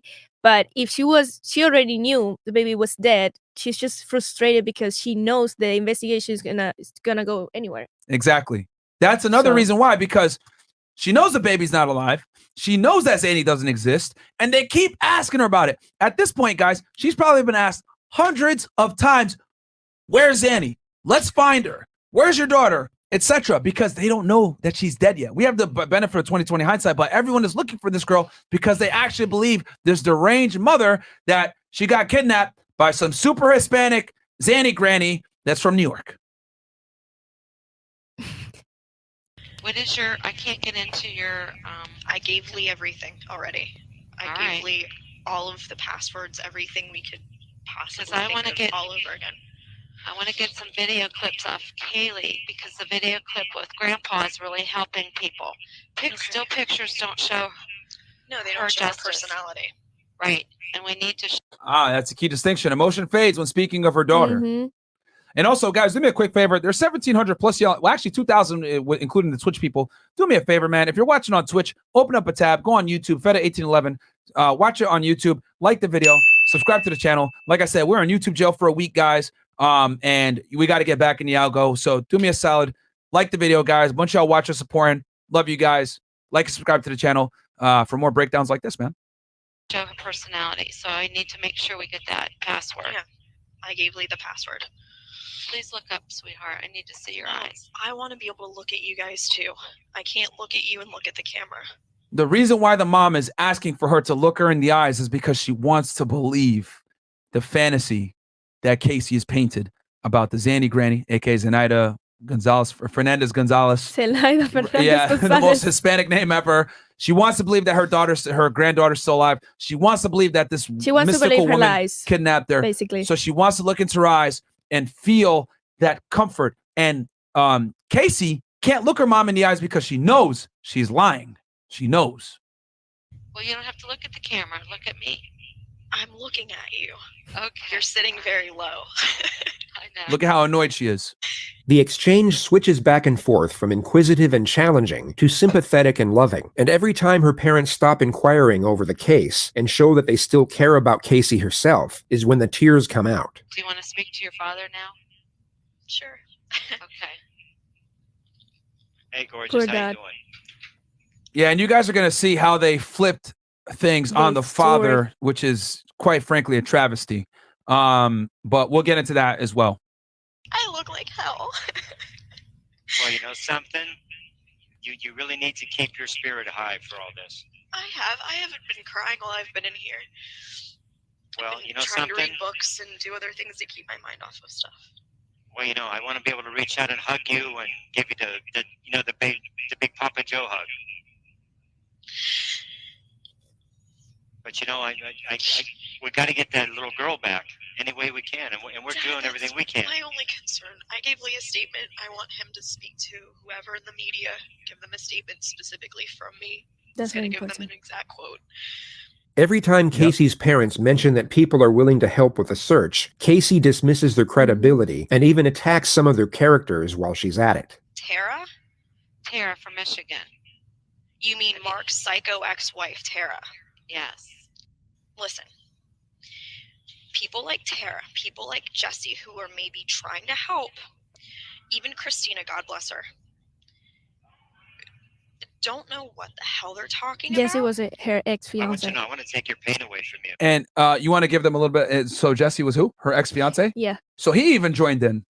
Yeah. And just so we know, Angie, that's not the biological father. No, nobody knows. Nobody knows. Not even her parents knew. Give some background give some background real quick on the baby's father. So basically, this girl had got pregnant when she was 19 with this baby, Kaylee, and nobody knows who was the actual father of the baby because she never told anybody. I don't think she actually knows who's the father of the baby. But the thing is that back then, when she had the baby, she was dating this guy, Jesse Gran, who actually asked her for marriage, and they got engaged.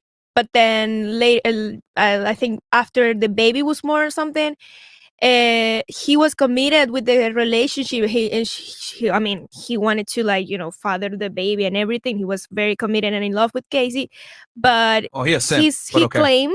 he claims that she went erratic after she had the baby, and her behavior changed, and she left her. He left her because she was being crazy. He left her. Yeah, because her behavior was erratic. Yeah. So no one knows, guys, who the biological father is, which I thought was very interesting. That in any of the documentaries I watched, there's no mention of the biological father. So you got the former fiance even assisting in the situation to help to find the baby, and you got Christina, the best friend, and look at how she reacts. Oh, they don't know anything. This other woman's a psycho, blah, blah, blah. So she just dismisses them as none of them are equipped to help. But I think deep down in the back of her mind, she's like, well, it's all, she just cares about herself and her boyfriend. Yeah. And you see at the beginning of the interview that she asked her dad about her brother because she just wanted her to talk to her brother to get the number of her boyfriend because she just want to talk to her boyfriend. Yep. Which is insane. But you guys are gonna see what she was doing during those 31 days with the boyfriend. Yep. So you can tell me anything. I know that, Dad. I miss you, sweetie. I know that. Here you go. She gets emotional again. I wish I could. And you can see how he babies her. You know what I mean? Here's the thing. God bless this guy, because I could tell he's a good father, but he is. babied and coddled this woman throughout her entire life, Yeah. which is why she turned into and morphed into this Psycho. delusional individual that does not understand how the real world works. Mhm. Right? Even in the worst situation, he still sees his little girl. You know, in right now, that's what he sees. He still sees his daughter, his little girl. And it's hard for him to, you know. If you see the whole case and the whole situation, her father was the only one with like a sane head, because the mother was delusional as well. Yeah, the mom was really erratic, extremely emotional throughout the situation. I mean, the mom, if you think about it, is the one that got her jammed up in the first place. She was the one. She called 911. As soon as she found that car, found Casey. She's like, "Where's Kaylee? I'm calling 911." Like, you know, and then that's when Casey had to come up with that BS story. Oh, the babysitter got her because she saw her mom calling 911. So Casey had to come up with the story on the fly, which I'll give her credit. She was able to come up with an elaborate lie while her mom was calling 911. Yeah, but later on, her mother covered her lies. Oh, did she? Yeah. Oh shit, we You gonna see cover it. that in You a see second it. too. Better dad and better grandpa, you know. You've been a great dad, and you've been the best grandfather. Don't for a second think otherwise. Well, you know, You and Mom have been the best grandparents. Kaylee's been so lucky. Kaylee is so lucky to have both of you. Kaylee's been so lucky. That's the past tense, guys. Sus. Then she immediately Sus, switches sus. it and says Kaylee is lucky. She caught herself. She goes past tense first, aka of you indicative of someone that was deceased. Then she goes ahead and fixes herself and makes it the present tense. She is lucky. I can't even put into words how glad I am that she's had both of you. And that she still has both of you. You know, it goes without saying, you know, that our house is empty without both of you there. Poor thing. It's empty. All the little things we took for granted, we miss them so much. That's exactly how I feel. All your little things and all her little things, it hurts. We're not there. Mom and I are just going through the motions, you know? I ate coleslaw today. Tell him I ate coleslaw. Well, you're probably eating a lot of things you never used to eat before, because when you're hungry, you'll eat. I hated bologna. I've been eating bologna and cheese on occasion. Grits. I don't do grits at all. It's terrible. Well, you know what? You're going to eat what's in front of you. We get another glimpse at Casey's skill in fabricating information and her ability to intertwine specific details to afford her lies some credibility. These minor intricacies are what would make her extremely convincing if we didn't happen to know otherwise. They never searched by her full name. They searched. And here's the other thing too that I want to tell you guys about liars like this. They're the most dangerous because they give you 10% truth, 20% truth, and then 80% lie. And the issue is that when you tell some of like a half truth, well, you have to sit there and actually investigate to make sure the rest of it isn't true. So the liars that are able to give you a portion that is correct and true, those are the worst ones because it wastes more of your time because you have to figure out, okay, what's true, what isn't, and that takes investigative power, time, etc., which does what? Takes away from your ability to actually figure out what is really going on. And these are the worst people because typically it's always done to deceive and send you in the wrong direction. By Zenaida Fernandez, where Zenaida Gonzalez, never by her full name. And it's Z-E-N. Z-E-N-A-I-D-A. I don't think she has a middle name. There was never a middle name on anything that I remember seeing. And I know she went by both last names. She always has. Since she was younger, since her mom remarried. So Flores Gonzalez, and you don't know what her stepdad. Fernandez Gonzalez. But you don't know it. Fernandez Gonzalez. She believes her lies. Her dad's first name is Victor. Look at how convincing she is with this lie. Her dad's first name now, you know that? Her stepdad, or that could be Yeah, her she real knew the dad, whole but I background remember her of saying Zenaida. Victor and So Gloria Victor- were her parents. Victor and Gloria are her parents. but they're separated or divorced. They are as of now, yeah. That was her stepdaughter. Holy! What? But I know she has a lot of money. That's where she got What the fuck? from. Oh, she has a lot of money? Then why is she a nanny? What? Like, what do you... I only get 1 or 2 phone calls a day that, that are not nice phone calls, but I get many, many, many phone calls and many people reaching out that just believe in you. They believe in us finding Kaylee. Okay? So keep your head up high. Oh, no, that's an understatement. Everyone hated Caylee Anthony at this point. The mom is just lying to not make her feel like crap. Everyone hated Caylee Anthony at this point and thought and knew she was the perpetrator. The killer of the baby, too. But if you think of anything that could help, don't be afraid. Oh, I won't hesitate to let you guys know. You have to keep thinking positive feelings, Casey. Oh, I know, I have been. I've been staying as positive as I can. But do you think after this long she'd still be local? This is key. There's a possibility. What's your gut telling you right now? My You have gut's the telling same- me that she's okay. Okay. And your gut tells you that she's close or she's This is hiding? she right here. She's not far. She's not far. I know in my heart she's not far. I can feel it. This was perhaps the first time. You have anything you want to add to that, Angie, or no? I mean, I will spoil the case. Okay, all right. We'll keep going then. But just know that there's once again, she's not far, but they say it doing there. what she normally does as the liar, right? Gives you air of truth with a bunch of BS surrounding it. Mm-hmm. Okay.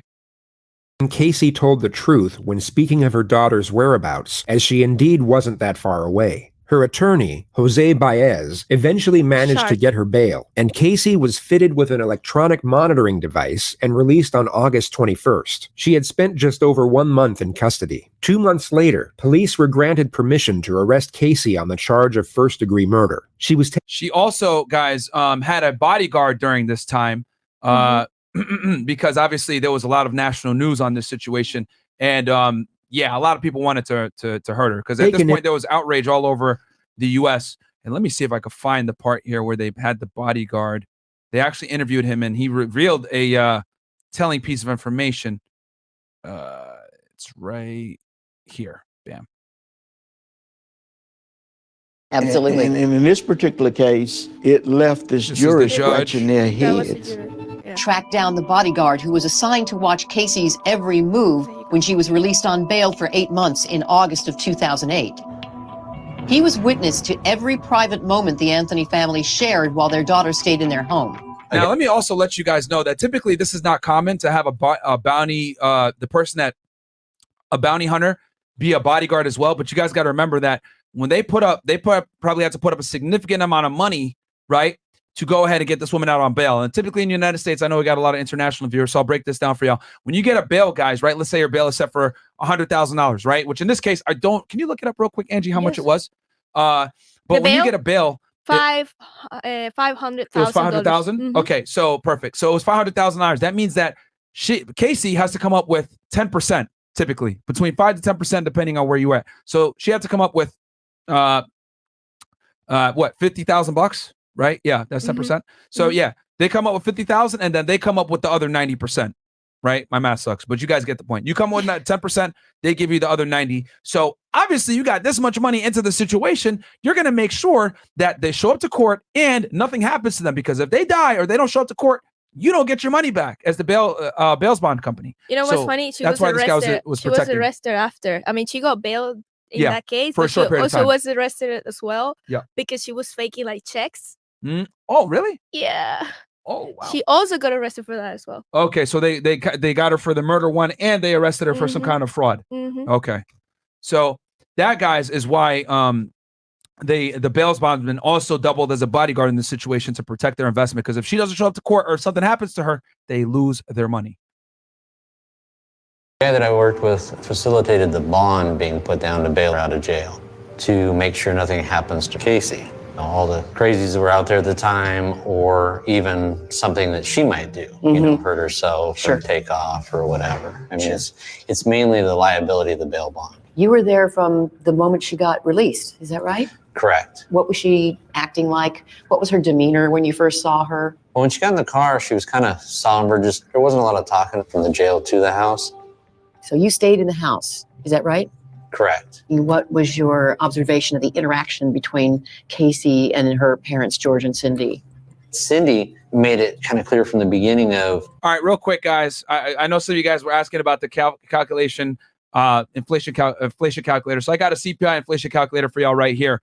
$50,000 back then, guys, was the equivalent to about $70,000 today, as of December 2022. I know some of you guys, oh, yo, inflation calculators are like BS, blah, blah, blah. The point I'm trying to make, guys, is that was a significant amount of money. I mean, it's a significant amount of money today. And she got bailed twice. Yeah, you know what I mean? So $50,000 today is still a lot of money, but back then in 2008, it was even more. And also, guys, remember, in 2008, we were going through a recession, okay? The economy was really bad. The housing market had crashed. 2008 was not a good year, all right? Obama took office. Young Jeezy had just dropped My President is Black. I graduated high school. What else is going on in 2008? Young Jeezy come out with I Put On. We're talking about a recession on the way. It was a tough time, guys. All right, 2008. I know all you old boys out there. Y'all know exactly what I'm talking about. Bringing y'all back through memory lane, aren't I? So $50K back then was a lot of money, bro. So and she got bailed twice. So that puts things in perspective for y'all. All right. We can't push her. We can't bug her about what happened. If we push her, she'll close up and we won't get the answers. George was he was like an emotional roller coaster. Very intelligent man who loves his granddaughter. Cindy and George were practically raised. You guys are going to see how much he loves his granddaughter here in a second. Kaylee, while Casey's off running around. The very first event was the first morning. We awoke to George in a physical confrontation going after Casey. Whoa, what was that? And he's grabbing her, like he's choking her. He's turning into Scorpion. Get over here! Where's my granddaughter? Where is she? He was going crazy. Poor thing. Poor grandpa. Yeah. He was pressed. Yeah, look at that. We awoke to George in a physical confrontation going after Casey. Whoa, what was that? And he's grabbing her, like he's choking her.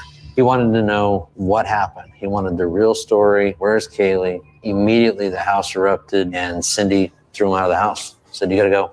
Said that we can't do this to her. You're out. Made him leave. If this really happened, George's behavior in this private family moment shows a man desperate for answers. A man who's reached his breaking point.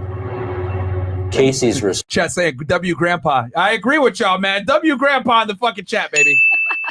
response. She yelled at her dad. She said, stop acting like a cop. Here you have a father, again, that's an ex-cop. I want the real answers. I mean, that was very honest emotion coming through. If Rob's story is true, it's a revelation. Because this intense outburst in the privacy of his own home certainly gives us a glimpse into the mindset of George Anthony. Those alleged actions just don't sound like the actions of someone who knew what happened to Kaylee and helped cover it up. Makes me wonder where he's Which now. is what the defense tried to go ahead and in their theory is that George was involved in the murder, which you guys are going to see here in a second. You have something, Angie? Go ahead. Yeah, well, the documentary that Pico just released is basically that. It's Casey talking about how she framed her father. Well, she framed, I don't know if that's the right word. But she basically blamed her father. You'll see it later on. Yeah, the Peacock documentary. Yeah, it just came out. What? It came out like end of last year, right? Yeah, I think it so. came out in November. It has terrible reviews though, because everyone is like, "Yo, why are you platforming this woman?" Everybody knows that. It's the most hated, one of the most hated women in the States. Yeah, one of the most hated women in America, I would say. In America. Yeah, for sure. Yeah. I mean, do they know about her in Venezuela? I knew about her. I don't know. You knew about her in Venezuela? Oh shit! Goddamn. Okay. All right. Let's get back to the original doc. For interrogation, but immediately requested her right to counsel. She was kept in. So she gets brought in the second time, guys, on the murder charge and then the forgery charge, which I didn't know about. Shout out to Angie for that. So she obviously invokes, because she's not stupid at this point. She's like, all right, these guys, they're trying to really press me for murder one. And just so y'all guys know, in the state of Florida, murder one is premeditated murder and it carries the death penalty. the interview room while awaiting her attorney, and the released footage of that period is so bizarre to the point where it's almost comical. The detectives give off a passive yet glaringly obvious vibe that lets Casey know exactly what they think, being that she is guilty of her daughter's probable death and a fundamentally terrible human being on every imaginable level. Casey's response to this is to essentially ignore it and act as if the discourse between them and the situation itself is an everyday occurrence. Yo, she looks crazy right there, bro. Yeah, she Like, does. what is going on? I think that's why they use that photo in. Yeah, man. This woman is not normal. In all cases, they use that photo. Yeah. One that perhaps doesn't concern the disappearance of her daughter, for which she is being charged for. You'll notice that she effortlessly maintains the same confident and talkative disposition that she had in her previous interviews with police. It's almost surreal to watch given the circumstance, and the visual element adds an entire new level to the absurdity. This makes me cringe. Yeah, guys. So here's the custodial interview that they have with her. As you guys, because she's handcuffed, they brought her in after she had been out on bail. Guys, this is cringy. Yes, this is wild stuff. Before we get into this interview and break this interview down, guys, I need you guys to do me a quick favor. Please like the video, subscribe to the channel.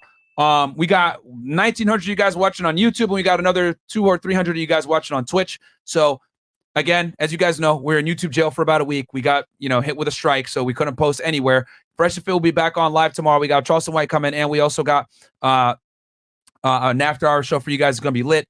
And then obviously the rest of the week, we got all the content coming in. We'll be on Rumble as well. But do me a favor, since we're in YouTube jail, we're probably down in the algo a bit. So I need you guys to like the video, subscribe to the channel, help us get back in the news feed because, we're in YouTube jail. So we're back out though. We're free now, baby. We free, baby. All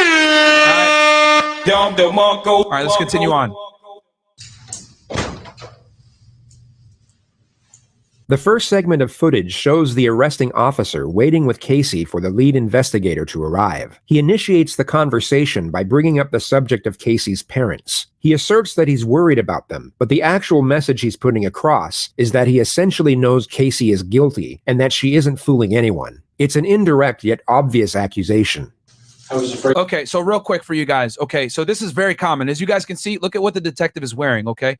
He's wearing a polo shirt and some 511 pants, all right? And 511 pants are tactical pants that pretty much any Fed detective, any law enforcement officer typically is going to wear when they're executing an arrest. He has the combat boots, etc. So they went ahead and they executed the arrest, went and picked her up. Now, this is strategic.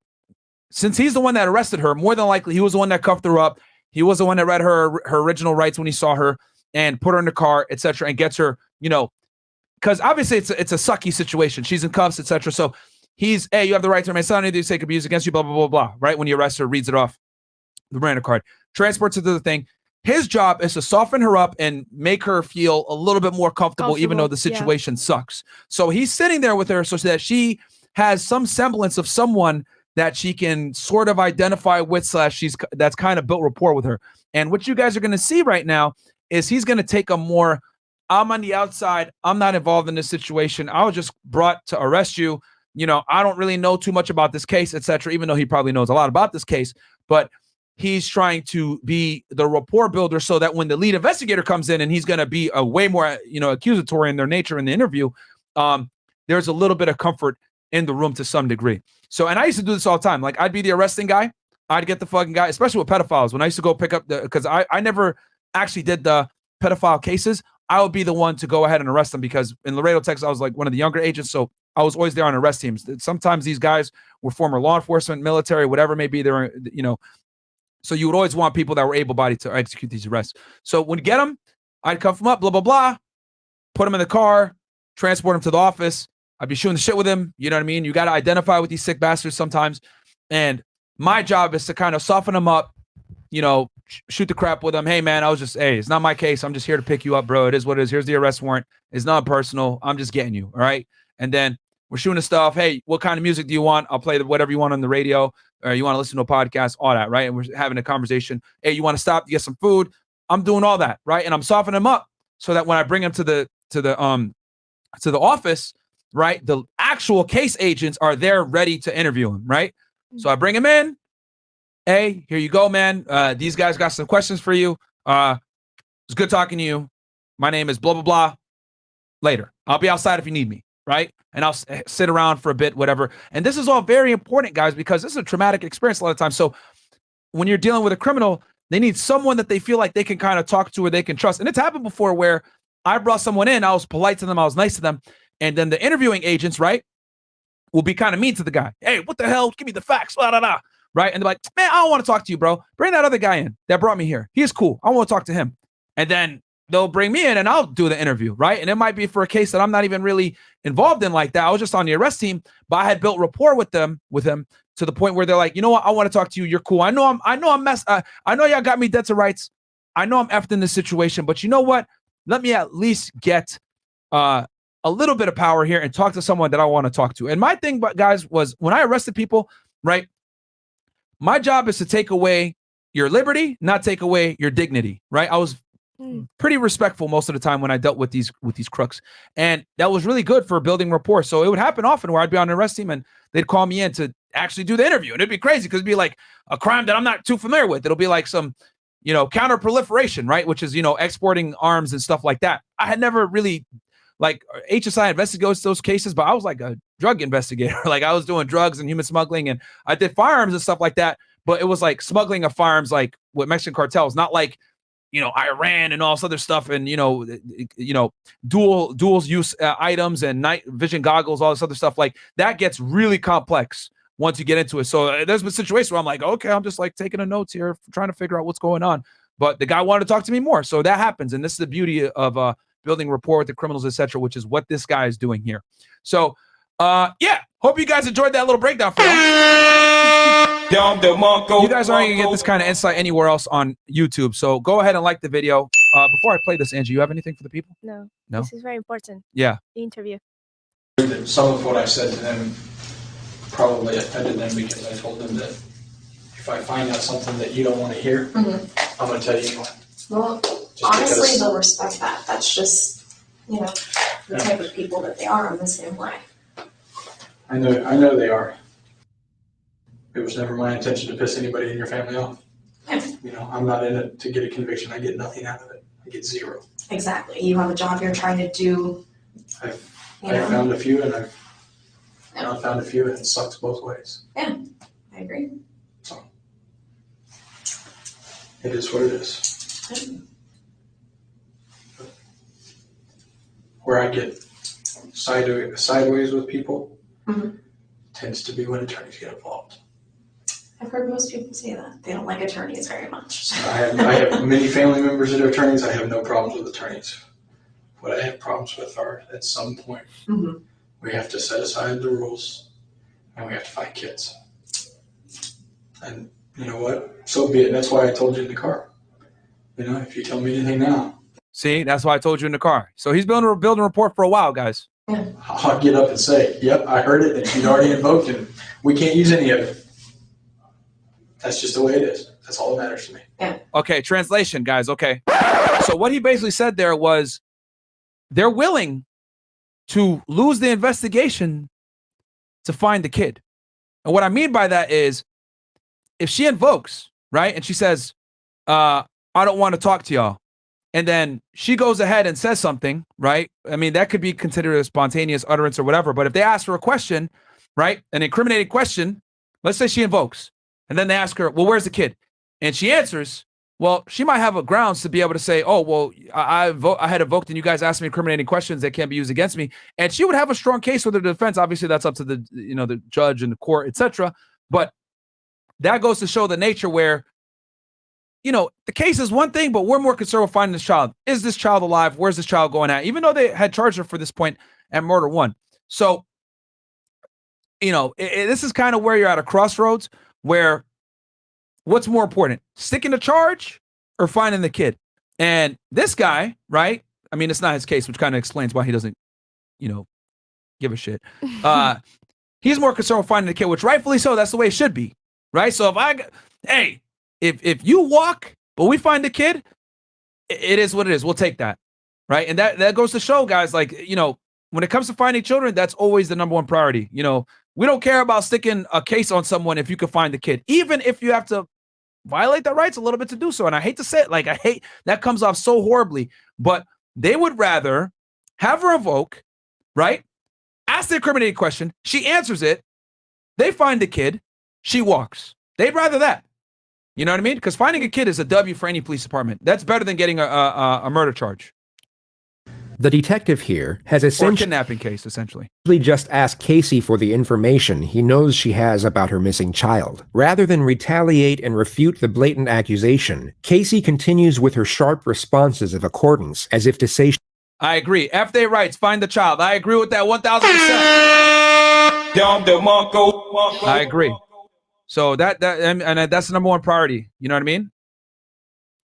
she agrees and knows exactly where the detective is coming from. Yet, although she apparently agrees, she offers no information or follow-up dialogue thereafter. It's so incredibly awkward, yet equally intriguing to watch. And, when we did another case that I was involved in, they lost a confession. And I sat there and I looked right at the guys that we worked with. I said, that's not what's important. Who cares? Yeah, so he's giving an example, right? This is important too. Hey, we've lost a confession before. We've had people walk.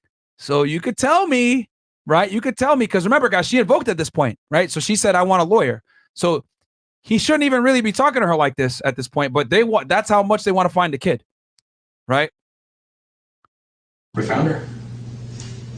And he's going to get what is coming to him. That's not my job, and it works out in the end. And it works out in the end on all sides, to be honest with you. It may not be comfortable for everybody. Yeah. And I've done things that if I get caught for, I'm not going to be comfortable, I can tell you that. It's just agreeing with just everything. The way life is. She's not into the conversation. Yep. But it's not the end of the road either. And that's what we have to keep in mind. It's not the end of the road. Casey then casually brings up the topic of the grand jury and the media surrounding her murder trial. She raises the questions as if she's talking about her favorite daytime TV show. Yeah, but if the subpoena itself is just a regular federal grand jury subpoena, that's public record. Yeah. It doesn't say what it's for. It doesn't say what case it's in. It doesn't. It just says you're subpoenaed to appear before the grand jury. Well, with them announcing that there was going to be a grand jury, and obviously my name was thrown out, they knew who the grand jury was for. Who threw your name out? All of the media said that it was from an inside source, meaning in here. All right, let me translate this for you guys into English. For some of you guys may or may not be aware of what a grand jury is, etc. Typically, guys, a grand jury is convened to indict someone and formally charge them, okay? So when a grand jury is convened, it's people of your peers, right? Just the same thing as a jury. They come in, they hear a case. Typically, the prosecutor and the lead investigator go in there, they present the facts of the case, and then they leave the room, and then the grand jury deliberates. And if they think that there's probable cause, remember, guys, the threshold for probable cause is much lower than that of reasonable doubt. Reasonable doubt is in trial. Probable cause is just to get an indictment, a formal charge on someone, and to arrest someone. If they think that there's probable cause, they go ahead and return something called the true bill of indictment. Bam, they get an arrest warrant. The detective goes ahead and gets an arrest warrant after that, and then they're able to go ahead and execute the arrest. What she's asking is, tell me more about like me getting formally charged by a grand jury, etc., which is an asinine question to be asking, because clearly if they arrested you, more than likely you've probably either been indicted and or they got an arrest warrant off of a criminal complaint and you're going to be subsequently indicted anyway. So in a case of this magnitude, I wouldn't be surprised if they went ahead and just indicted her first and then went ahead and got her because she was out on bail. There was no real urgency to go get her like that, right? So the fact that she's inquiring about this is ludicrous, right? From my professional perspective of being a law enforcement officer, why would you care about a grand jury convening and arresting you and the media being involved when your kid is missing? Like, what the hell is going on here? Like, but anyway, just so you guys understand what she's talking about when she's discussing the grand jury. So that's where they all see is. I can tell you what I think of the media and what I think of people who lead up to the media. I think it's garbage. Yeah. But I agree. That's the next way of putting it. That doesn't make it any less necessary. Without them, I'll be quite honest, without the media, we don't find a quarter of the kids that we... Oh, I agree. It helps. The exposure has helped bring in so many tips for my daughter. But at the same time, what it creates is it creates a monster that otherwise isn't necessary. Exactly. The tips are what the tips are. If it was a local media only, it would be much easier to work. Yeah. When you make it the national media, then you come up with... You get the Nancy Graces. Well, you get the tips also that come from Hawaii that say, I saw Kaylee. Oh, really? okay, let me call Now, Hawaii, that's let me from send them out, Georgia let me do and that. ones that are a little bit Th- closer. those are what I range. consider local, because Yeah. the local It's in stations close are going to range. cover that. Yeah. That's contiguous to the state of Florida. It's not. When people are only getting their information from the Nancy Graces or from Globe magazine or People or, stuff like that. Are you kidding me? You're not gonna break bad, right? All right. So now this is the lead investigator coming into the picture. We're gonna call him on my cell phone. Okay. I know this is, that's not good. Pull it back there. Just slide your hands out. No, I'll I go get it. honestly can't, so they're a little tight. Thanks for entertaining us. Just slide your Way to hands go, out. Corporal Edwards. Actually, if I could, I would have done that for you. Do you know Baez's phone number off the top of your head? No, I do not. How can we get the cell number or his number? I know his office number, What is that? 407. I've identified myself. You know why you're in custody. Yes. And you signed this. You want your attorney present. Yes. Hey, it's Oh, my bad. This is not the lead attorney guy, lead detective. You guys are going to see him here in a second. Casey. I'm with Corporal Edwards. I know the last name, sorry. I'm at the Sheriff's Department if you'd like to come down and meet with us. Thank you. This is the lead detective right here. Yes. And to answer your other question, from that picture, I cut my hair. It was really short even last year. I just started growing it back out this year, so. Just about that. Okay. It's been a long day. It has been. How was my dad this morning? In our time. Yeah. Honestly. I only saw from the media and got a chance to hear him talking to my mom. I spoke to him last night and this morning for just a quick second before he left, so. Yeah, I talked to him this morning for a little bit.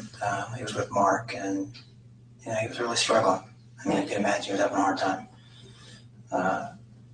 He was being called in to essentially provide testimony to indict you, at least. Bam. So so he had to come in and provide information that led to the arrest of his daughter. Right, guys? So now she's finding out that her dad is basically responsible to a degree for her being arrested for murder 1. Okay? Which could be, you guys can theorize that might be the reason that her defense was so hard on going after her father, saying that he was the perpetrator in the death of Caylee Anthony, the daughter. And he was really struggling with that. Yeah. And I felt bad for him, to be honest with you. I truly did.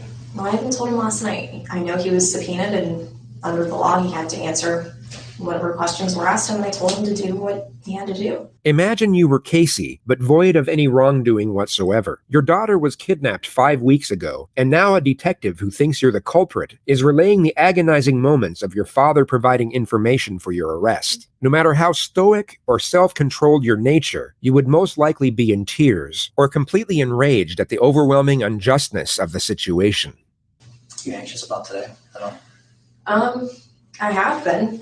I mean, this is something, honestly, we've been preparing for from the beginning just because of words that were directly spoken from Yuri Melich and also from Sergeant Allen. They So were saying that basically, this interview right here is just to get Casey to talk to the leaders investigators about the case, and they wanted to indulge deeper into the investigation, to ask more deep questions about what happened to Kaylee and all that. Yeah. But she called the attorney, and apparently he denied any conversations with the leader investigations because that will not aid the case for her. Yeah. So and you guys are going to see that here in a second, which is very, very interesting. But I think this was a play because they knew that she had already invoked this point. I think they wanted to see how she would react to her dad testifying against her and providing other, and then also a lot of times when people lawyer up like this, you'll tell them the evidence you have against them so that they can kind of feel the walls closing in and give them some pressure. So I think that's what she was not giving in. Yeah, exactly. Which you guys are going to see that here in a second. Her delusion continues. They were planning on doing from the very beginning, from that first day. So they wrote me off within the first couple hours. That was the only time they ever made any effort to try to talk to me one-on-one. And No, it was kind of difficult. That was kind of difficult considering. Well, considering, obviously, in light of everything that's going on and the fact that you've been arrested for other things, makes it a little more difficult to sit down and even talk to you. Mm-hmm. It's not that we haven't wanted to. Yeah. But I do have counsel, and that's something that, my attorney's always been a phone call away. Has your attorney ever told you that we would like to speak to you? And we had agreed, him and I together, that we would all sit down together, him and I, and you guys, and, we entertain whatever questions you have. And There is no possible way that a defense attorney would actually sit down and, as Casey states, entertain any question the police have for them. Yet if we weren't paying close attention, we would take her at her word due to the eloquence of her dialogue and not realize everything she's saying is complete nonsense. This is a fact. No defense attorney is going to allow you to talk to the police with them present, guys. It's just not going to happen. They're going to always say, nope. Nope. No, thank you. We're not talking to y'all. The only way a defense attorney is going to sit there and allow you to talk to the police with them there present typically is through a 5K proffer where you're getting some kind of benefit and you're going to get a significant amount of time being taken off or a safety valve or some kind of debrief where there's also a prosecutor there and there was some agreed upon benefit to the defendant and the defense counsel is aware of it. There's something in writing. That's the only way a defense attorney will allow you to speak to the police 99% of the time. Otherwise, they're always going to tell you, shut up, don't say a word. And she's not dumb. She knows this. What is she doing? She playing the game. Stupid. Made it pretty clear that, we wanted to talk to you. I mean, obviously, we can't come to you and ask you. Yeah, understandably. I thought that you were aware that if you wanted to talk to anybody, that all you got to do is simply ask. Yeah, well, I know it goes both ways on that, and I guess it would have needed to come from me. I should have been the one to, I guess, come forward with it. But, we did open up that door to law enforcement before when Sergeant Allen was making a big deal saying, well, we want to talk to her. When can we talk to her? And he's saying, well, the door's open. I don't believe he ever told us the door's open. What's fascinating is how instinctive and confident her assertions are. In any other circumstance, or even without the knowledge we have now, you would have no reason not to believe everything she's saying. I've heard the words come out of his mouth. Yeah, she's a trained liar, guys. You guys can see here. Even myself, directed to other people that maybe didn't either relay the message or took it a different way. So I don't know. I think the lack of communication has put people in opposite corners when everybody has the same goal, is to find Kaylee. We all still feel, I as a mom, I know in my gut, there's the feeling as a parent, you know certain things about your child, you can feel that connection. And I still have that feeling, that presence. I know that she's alive. What the, bro? Bombocad! Whether you have a bucket She says that now because she got hit with murder. So obviously she's like, no, she's alive. load of evidence downstairs that contradicts that and says otherwise, or all you have is speculation, or nothing at all. I mean, We had more than speculation. as every tip and that's every something that I lead told followed her up on. directly. Yeah. That we had more than They had gathered everything, like all that already. Yeah, By the they time knew that of she was the- Cap, Mhm. and this is him confronting her with the evidence now at this point. They have some searched degree. all this in Naira Gonzalez existence. Yeah, like, they all found of them. everyone. They interviewed all of them. Hey, There was one that actually like sued the Casey. What? Yeah. One of the Zannies is sued Casey. Yeah, and actually like a real Naira Gonzalez wanted to sue her. Yeah. I think Did she they get dismissed harassed? it. No, She didn't get harassed. What did he sue No. her for then? because she was using her name. Ah, okay, that makes sense. It was your cousin. A lot. This was essentially a direct confrontation. The detective has just told Casey they have sufficient evidence to prove her guilt. Casey doesn't refute or even respond to the accusation. She instead falls back to her ridiculous dialogue once again, hoping the confidence in her voice will mask the absurdity of what she's actually saying. Well, I said the same thing to them, that, they said that we're at the end of a hallway, and I'm thinking we're at the end of a hallway and there's two doors. Which door are we going to go through? Or I guess this is, we're at this point, and We are at this point. We're the final step is which door is walked through. We are well beyond where we were before. I mean, those issues are gone, okay? And when we referred to, we're at the end of the hallway, I think you were well aware of what hallway we're talking about. Do you understand that?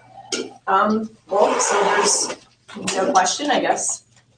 You can specify that at this point, or what your perspective is on that. You have a second? Absolutely. Can we come right back? Yeah, that's fine. Good I'm right off. there. I'm not going anywhere. I gotta stretch out a little bit. I'm not as young as I used to be. It's unfortunate that right when the pressure was starting to build, the second detective interrupts the exchange and they both leave the room soon after. Casey waits alone for roughly 40 minutes before her attorney shows up. He's gonna ask. No, well, here's the thing. I know some of you guys in the chat might be saying, yo, that was stupid, blah, blah, blah. I think that was a good move, and I'm going to tell you guys why. The reason why it was a good move is that she invoked. Y'all shouldn't really be talking to her like that. And yes, it's great to give pressure to a defendant, whatever, but you don't want whatever she tells you to get thrown out. So she invoked, let the attorney get there, let her stew for a bit. You know, that 40 minutes probably was painful for her because she's like, damn, they got me. And she doesn't know exactly what they have on her yet at this point. They know, she knows that they got her, but she doesn't know the exact evidence. So letting her stew there for a bit, letting the lawyer come in is the safer bet for saving any type of evidence that might come after the fact, because now anything she says with the lawyer is admissible. So I think that the detective probably went in there to be like, bro, she invoked, let the lawyer get here. Let's not jam ourselves up. It is what it is. She knows she's guilty. We're going to prove it in court. If she doesn't want to talk, she's not going to talk. She's already lied to 3 other investigators. Chill. She keeps lying to this date. Exactly. You know what I mean? So this detective is probably, a bit emotional about the situation because, there's a missing child, bro. Like, rightfully so, right? You're trying to find the kid. What the hell's going on here? So I think this was a good move from the other detective that isn't invested because he's not the lead investigator, to pull him out, let the lawyer come. Let's not come into any constitutional rights issues, and then see if we can get a statement out of her with the lawyer there. So, take one step to hopefully take 2 steps forward, but you guys are going to see what happens here. Ask you a question. You don't say anything else. So I disagree with the narrator here as far as like, yo, right when the pressure's going, blah, blah, blah. But bro, you got to remember, she invoked. So you shouldn't be talking to her in the first place. Other than the answer. Okay. Casey, based on our conversation today, and I read you that form, basically just the same thing I said to Mr. Baez over the phone. If there's been numerous requests for opportunities. The form, what he's talking about, guys, is the Miranda. You have the right to remain silent. You can say but use it against you in a court of law, etc. So, and that's when she had invoked the first time. I don't want a lawyer. I want a lawyer, which you're not supposed to talk to them when they say that. So that's why he's reiterating it now again with the lawyer present To speak on the record with us and come to a resolution here. And that's why we brought you here instead of the jail. Correct? Yes. Okay. Now, based on your request for us to call him and bring him here, he's here. So what we're going to try to do is give you a few minutes somewhere that's not recorded. No secrets, I told you. This room's recorded. I have to be able to approach my chain and explain why. The detective now guilefully takes Casey up on her previous offer, where she insisted they were willing to sit down with police and answer questions. But first, I needed to... let's see what happens here. And guys, just by the way, we got 1,900 plus y'all, almost 2,000 you guys in here on YouTube. Please like the video, guys. Help me get up to 1,500 likes on here. I see 1.2. Get us to 1,500. We got another, I think, 300 of you guys on Twitch. So we got 2,200, 2,300 y'all watching live. You guys could be anywhere else in the world. You're here with us. So guys, like the video, subscribe to the channel on YouTube, Fed1811, and help me get up to 1.5K likes, man. Help us get back in the algo because I'm coming from YouTube jail. You tell him. The faster you guys like the video, the more I don't have to ask for the likes, man. I hate to stop the video for this stuff. So just like the video so that we can continue on uninterrupted, please. In your own words, if you will, that you'd like to take the opportunity to deal with us like you've made that request in the past. So is that something you want to tell him? I told him the same thing we talked about before, that we would entertain any questions that they have. We would listen and discuss it, and if we have something to respond, we'll respond. Okay, do you want to speak to me in private? Yes. So we can clarify this? Yes. See how quick she was? Like, yes, I want to talk to you in private. And they're going to definitely be like, attorney-client privilege. We ain't talking to these motherfuckers. Come as no surprise that no conference was to be had. Casey was instead taken to the county jail, where she would remain for 2.5 years awaiting trial. Once this footage was released to the public domain, the consensus was that Casey at best was a cold-hearted mother, and at worst, a hideous, despicable murderer. But what's curious is that although these opinions may be accurate, they came from a completely misguided notion, being that her behavior in the footage was entirely genuine. Casey was in all likelihood being completely fake this entire time. So you might be curious as to why a person would actually fake such a poised temperament, when it would be far more fitting to fake sadness and despair. We all have aspects to ourselves that are ungenuine to a certain degree. How we act at a business dinner won't be the way we are at home with our close friends or family. The more comfortable the setting, the more we can be ourselves. Those educated on Casey's past would assert that she was rarely sad, rarely angry, but always this bubbly and agreeable personality, even when it didn't suit the situation. She was one of those people where something just seemed off. Red flags. But you couldn't quite put your finger on it. The evidence put forward suggests that Casey was fake in every single setting and with every single person all of the time. A trait that might go unnoticed in everyday life, yet would clearly stand out when shown under the microscope of a criminal case study. Casey had become so accustomed to this fraudulent way of being that it even came as a natural behavior to her in the extraordinary setting we see here. And the assertion is that because Casey knew just how well she could fabricate this character, she thought she could use it to mask her anxiety and thus conceal guilty behavior. Casey, in all likelihood, had little to no regard for her daughter. That's not even an argument anymore. But her true temperament here would likely be far more apprehensive due to the concern over her own welfare. Every time the detective insinuated an accusation, Casey kept the same tone, same demeanor, and same confident, lighthearted disposition. If you took her out of this interrogative setting and placed her in the mall with her friends, it would seem completely normal. She would be faking. That's the scary part, man. Her personality in both environments, yet we are only able to realize it in one. This type of mindset is linked to sociopathy. Exactly. Whatever the situation or circumstance, they need to have an advantage over you. So how do they do this? They lie, and also calculate how they are going to feel and react to a certain situation before it occurs. The entirety of her focus was on making herself look good rather than being worried about the actual quality of her character. Yo, Abdul, get the rocks. There we go. There we go. This is Haram on another level. She was a sociopath. Yep.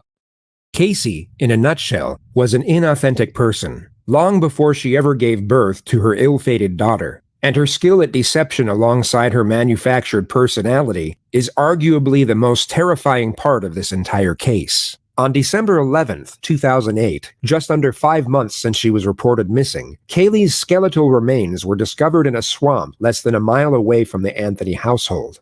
Remember, guys, before? She said she's not far away? Yeah, she wasn't far away. She wasn't far away at all. Less than a mile away from her boyfriend's house, guys. Sickness, man. Sickness.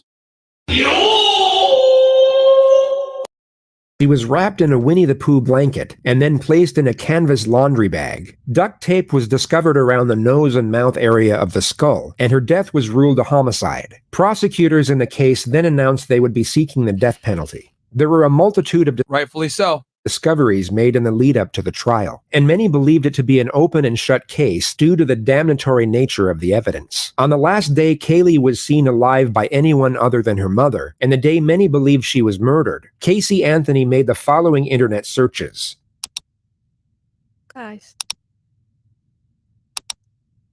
Shot girl costumes, suffocation, foolproof. She also looked up how to make chloroform. Oh, man. Holy. Gotcha, bitch. Those are some interesting internet searches. When the police found out about these searches on the at the Anthony's house, that's when the mother started to cover up her lies. She started saying she was the one who was looking for these searches. Yeah. She was the one who was in the computer, but then they later on found out that nobody was at the house except for Casey. Yeah, and they tried to go ahead and assert that it was the father that looked this stuff up, right, at this time, right? It was actually at 2:50 p.m., but the defense during the trial said it was around 1:30 p.m., guys, which they actually were able to do the right timing and figure it out because the software that was used was not updated. So it actually ended up being 2:50 p.m. when these searches were done, and the father was already at work, okay, guys? So the father was at work at 3 p.m., so he was already out the house. So Casey was the only person in the house at the time these searches were done on Google. All right. But again, the defense back then, right, would try to assert that these searches were conducted at around 1:30 p.m., which is incorrect because the software that the defense used to decrypt it was outdated and didn't give correct timestamps. And she was able, and this was actually a piece of evidence that worked in her favor for the defense. And that's what the defense does, man. Confuse the jury. That's their job. They're not there to prove anything. They're there to confuse you. That's what a good defense attorney does, guys, so that you're not sure who the perpetrator was. But it is a fact that these searches were actually done at 2:50 and 2:51 p.m., not 1:30 p.m. as shown in the trial back in 2008, because the software was not updated, which is a very important distinction, guys. Well, apparently Kaylee was suffocated first with chloroform, and then she got her tape on her mouth and nose. Yes. That's how she died. That's yes. At 7:54 p.m. that same evening, Casey and her boyfriend Tony were seen in a Blockbuster video store. Oh, you guys are saying, what is a shot girl costume? You guys are going to see here in a second. Kaylee was nowhere in sight, and many presume she was already dead and decomposing in Casey's trunk at this point. In the following weeks, Casey went out partying most nights. We're going to talk about this real quick here, guys. So that whole time that she was partying, okay, we're going to talk about this right here, what she was actually doing during this period of time. Friend Tony Lazzaro visiting a Blockbuster video store. This is the day that she went missing. Let's rewind it a second. Could wanting this life be her motive? Yes. So day one of the disappearance. That's the answer, yes. Yes, you want to actually talk real quick, bombshell that actually isn't brought up on this documentary about Caylee Anthony. So apparently Tony, her boyfriend, said days before, I don't remember if it was days or a week before she disappeared, she said that she didn't want it, and I'm going to quote right here. So he said, I will never marry a woman that has a daughter. He said that to Casey days before the baby disappeared. He said he ain't never wiping up a single mom. Exactly. So when everything happened, he felt guilty, and he confessed to the officers that he felt guilty about telling her this because he thought that was the main reason why she did this to Kaylee. Mm-hmm. And then what's the other one about the adoption? Oh yes, well, that's a big one. This is a breakthrough. Apparently, when she got pregnant, I remember she got pregnant when she was 19 by an unknown individual. Her parents, she was gonna give the baby in adoption. She didn't want to have the baby, and the parents denied this, so they refused for her to give the baby in adoption. So she, people say this. I didn't tell you this, but people say that she told her friends and like the close people that was like related to her that she never wanted to have the baby, and that pissed her off a lot. Like she never wanted the baby. Her parents essentially forced her to have the kid, and also they wouldn't allow her to put the child up for adoption. So, because that's one of the things that people were saying. Well, what's the motive? What's the motive? Well, we're gonna get into that right here. To party. Exactly, and we're gonna see that here in a second, guys. This girl wanted to be. She belongs to the streets instead of instead of taking care of her goddamn kid. So let's go ahead and go through the timeline of what she did while her child was missing. Hey guys, do me a quick favor, like the video. On the morning of June 16th, 2008, Kaylee was last seen by her grandparents, George and Cindy Anthony. I remember Kaylee coming out from Casey's room, and I said, "Where are you going?" And she says, "Going with mommy." Casey tells her parents she and Kaylee are spending the night with the nanny, Zenaida Gonzalez. But that night, Casey's recorded on surveillance video with her boyfriend, Tony Lazzaro, visiting a Blockbuster video store. Tony didn't want to be a stepdad, I guess. He was watching some RP content. Oh my God. Kaylee is not present. When you went to Blockbuster with her that night, how would you describe her demeanor? Happy to see me. Having a grand old time. Did she tell you that her daughter had gone missing? No. Ole. June 20th. Casey goes with Lazzaro to Fusion nightclub and enters a hot body contest. Do you recall a hot body contest? Yes. Do you recognize Casey? Streets. She belongs to the streets. My daughter missing. What is she doing? Partying. The Anthony in that photo. Yes. Anything wrong with her demeanor? That she was upset? No. June 27th, Casey and Lazaro go shopping at the mall. And at night, she accompanies Lazaro again to Fusion nightclub. July 2nd. She came in. All these to photos get were there, didn't posted get on an appointment. Casey's MySpace, guys. They were on her MySpace? Yeah. they were Holy, all bro. of them were Yo. on MySpace. You triggered my trap card. And then she gets this tattoo. Casey gets a tattoo, Bella Vita, which is Italian for beautiful life. How would you describe her demeanor? How was she acting? Normal. July 3rd. Oh my God. Bomba. Cindy Anthony, who has not seen her granddaughter in 18 days, shows up to where she believes Casey works at Universal Studios Orlando Resort and calls her cell phone. I'm here at Universal Studios. So she didn't even know that she didn't work at this place anymore, guys. I want to pick up Kaylee. Casey Anthony says we're in Jacksonville for a while. Cindy Anthony is beside herself. July 4th, Casey attends a 4th of July party and a fireworks show. I was having a 4th of July party. Did the defendant ever tell you she had a child? Yes, sir. When did she tell you that? That evening. Did she tell you her daughter had been kidnapped? No, sir. Finally, on July 15th, Cindy Anthony tracks Casey down and demands answers. Casey was sitting on the floor crying, and I overheard her tell me that Caylee had been gone for 31 days, and that Sandy had taken her. I swore at her and hit the bed. I'd swear at her too. Like, yo, you dumb bitch. What do you do? Where's my granddaughter, bro? Like, what? Man, it would be, at that point, it would be Street Fighter for me. I'd be like, yo, yo, we gotta solve this with this. I would be hitting her with the, and then the Sonic boom. The next thing you know, flawless victory. Man, it would be a wrap for my daughter if I knew. So, stream is out. I knew it was gonna happen. It's fine though, guys. We're still live on Twitch right now. YouTube will bring it back. Don't worry about it. We're just gonna give it a second here. I knew playing this crap might do that. So we'll go back to the original video. And that's fine. YouTube does this all the time. They're very lame. So, but we're live on Twitch though, ninjas. We're live on Twitch. So before I continue playing the documentary again, stream suspended for policy violations. Don't worry, guys. This happens all the time. Just to give you guys a quick explanation. I knew this was probably more than likely going to happen, which is why I said, all right, I'm going to make sure I stream this on Twitch as well. And what happens is if you play some like content that may or may not be copyrighted, YouTube isn't sure. What they'll do is they'll just like kill the stream for a little bit. And then, if you keep streaming, they turn it back on and they just kind of have it go, whatever, which I knew that documentary might hit us with that, which is why I was ahead and I knew. And I was like, all right, let's get this thing streamed up on Twitch as well, just in case. So smart move. I'm seeing, yeah, I knew it was coming. But what are your comments so far on this, Angie, while we wait for our YouTube stream to come back up?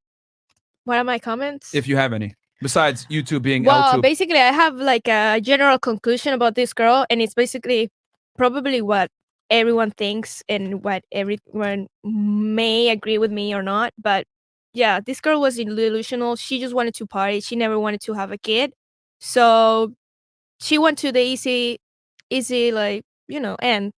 And she killed her daughter. That's for me, though. Mm-hmm. She killed her daughter. And she was like, yo, I don't have this problem anymore. So I'm going to do whatever the fuck I want without thinking about the consequences. This is what makes me crazy, though. She never thought about the consequences of her actions. So I don't know. I mean, who in like their capable mind will do this without thinking, I need to think like of something or an excuse or, cover up for her shit, because this is what happened. I mean, this is what happened. No, I believe it. I definitely believe it. That's just the game. So, well, we're back up on YouTube. So shout out to all the ninjas. We're back, guys. We're back. We're out of YouTube jail again.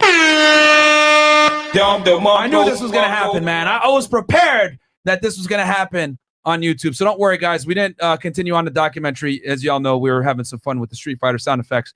But we're back. We're going to go play off the main documentary because I knew that the other one was going to be lame, but I kind of wanted y'all to see what was going on with the partying a bit. 3 days after her daughter's supposed abduction. Hold on. addiction, she was captured in various photos participating in a hot body contest. 12 days after, she got a tattoo on her back saying Bella Vita, an Italian and they brought the tattoo artist, as y'all saw from the other documentary, to see what her demeanor was, and he was like, yeah, it looked like she was having fun. Yeah. motto that translates beautiful life. She also made an entry in her diary around the same time which read, I completely trust my own judgment, and I knew that I made the right decision. This is the happiest that I have been in a very long time. I hope that my happiness will continue to grow. The trial commenced. Holy, she put that in her diary? Yeah, she did. Yeah, I can't find my daughter, but this is the happiest I've ever been. I could be a 304. Woo! She belongs to the streets. You know what I'm saying? She was like, yes. How do we say it in Spanish again? From Ricky Martin, live a vida loca, right? That's what she was on that type of shit. She was dancing. Because in 08, Ricky Martin was still hot, right? Yeah. Live a vida loca. Yeah, she was living the life. She was like, yeah, woo, this is lit. She going crazy in Orlando in 2008 with her fucking Razr cell phone, like with the flip phone and the T-Mobile Sidekick. She like, woo. She just wanted to have fun with her DJ boyfriend. She's like, these pictures are gonna be lit for MySpace.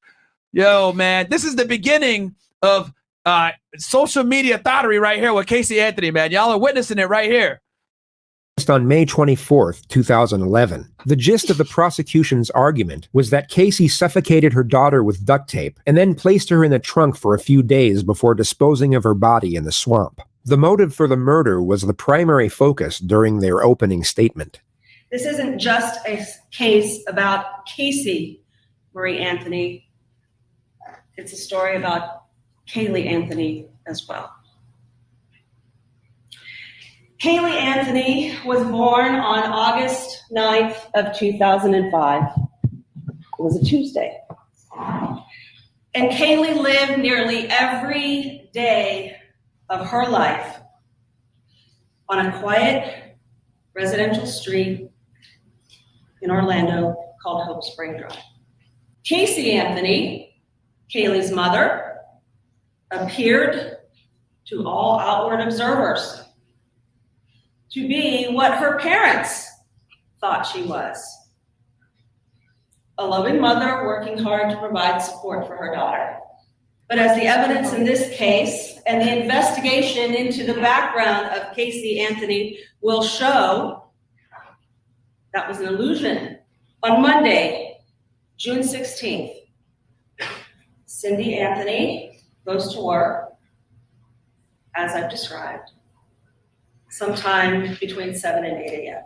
and is out of the house until late evening. George Anthony specifically recalls that at 12:50 p.m. on June 16th of 2008, his daughter Caylee left the residence on Hope Spring Drive with Caylee Marie Anthony. Caylee was wearing a pink shirt, jean shorts, sunglasses, and a backpack.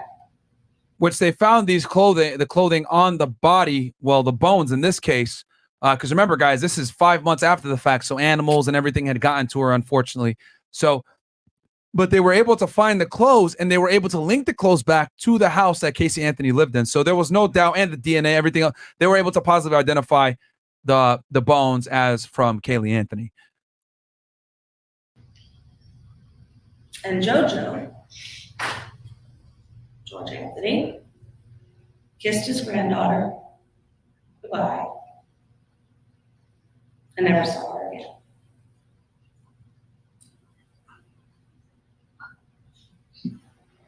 In fact, no one but Caylee Anthony ever saw Caylee Marie Anthony alive again. Look at her shaking her head. No, it wasn't me. Nope. The evidence in this case will establish that there is no other reason for the placement of multiple pieces of duct tape on this child's face, mouth, and nose other than the specific intent to end that child's life. No one but Caylee Anthony had access to all the pieces of evidence in this case. the duct tape, the laundry bag, the blanket, the shorts, the shirt, the car. Oh, reality hitting her. She don't like it. No. She don't like it. Reality hit her in her face. Like, because the thing is that when they found the body in the laundry bag, right, all the items came from Caylee Anthony's house, guys. That's how they were able to effectively link the body of the child back to the mother. No one else lied to their friends, to their family, to investigators. No one else benefited from the death of Caylee Marie Anthony. Which we talked about that, guys. What is the motive? The motive is that was the main motive. She wanted to be. She belongs to the streets. For the streets. She wanted to have fun. She wanted to be on MySpace, you know, living a vida loca, all that crap. She wanted to run around with her boyfriend, right? Anthony, the party promoter, and live this life because in her eyes, because I'm missing out. Yeah, and she never wanted a kid. And she didn't want a kid in the first place. As Angie told y'all, she wanted an abortion, right? She wanted to put the child up for adoption. Yeah. And the parents were like, no, you must have the child. We're taking care of this kid. And they took, and that explains actually why the parents were so invested and crying so much when their granddaughter was missing, because they invested a significant amount of time in taking care of the child because the mom didn't want to. That's why they were so invested. They were the ones that were basically raising the granddaughter, not the mom. She wanted to be free, be a 304. Caylee's death allowed Caylee Anthony to live the good life, at least for those 31 days. Although there was a lack of direct physical evidence. Hey guys, don't worry. The YouTube stream ended earlier because a lame policy violation, because they thought like anytime you stream other content that they think might be copyrighted, they'll go ahead and hit you with like a policy violation or whatever, but then the stream comes back. So don't worry about it. I purposely didn't continue the documentary because I knew that. So we just gave a little bit of commentary, whatever. It was maybe a minute of content that was missing. So don't worry. We didn't really go into anything too crazy where you guys would miss anything. So I knew it was coming. That's why I've been streaming on Twitch the whole time, because I knew they would probably shut it down for a bit and then bring it back up. So it is what it is. Yeah, L Susan L YouTube. It is what it is, man. But I'm back. I knew they were going to do that.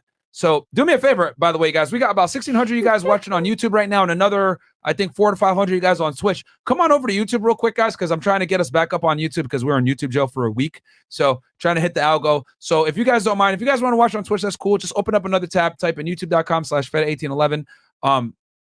And go ahead and watch this stream on YouTube and on Twitch, and then just mute the other tab if you want. But the extra live viewers on YouTube would help a lot with pushing the algo, because as you guys know, when you get banned for a week, they push you to the bottom of the algo, and it sucks.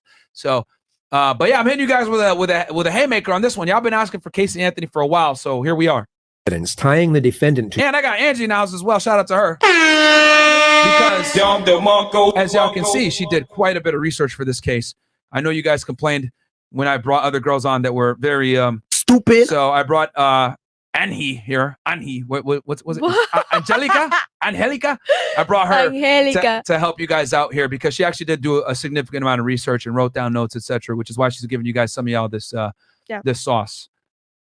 Her daughter's death. The evidence the state actually had still seemed overwhelming, and they understandably thought relying on the facts alone would easily secure a conviction. The defense, on the other hand, were up against it. So not only did they use charm and appeal to sway the jury's attention away from the evidence, they dropped an absolute bombshell in their opening statements to create as much doubt as humanly possible.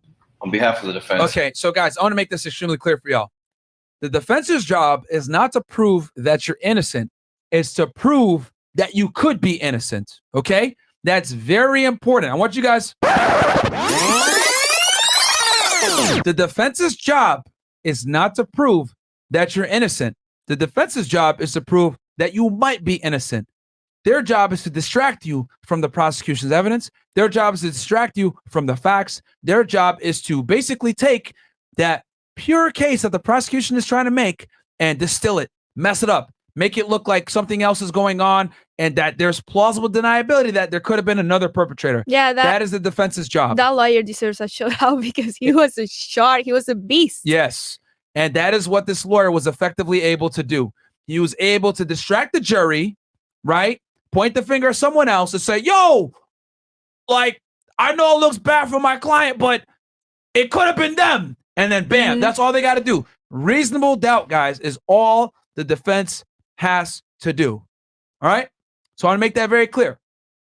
It's on the prosecution to prove that the client, the defendant, is guilty.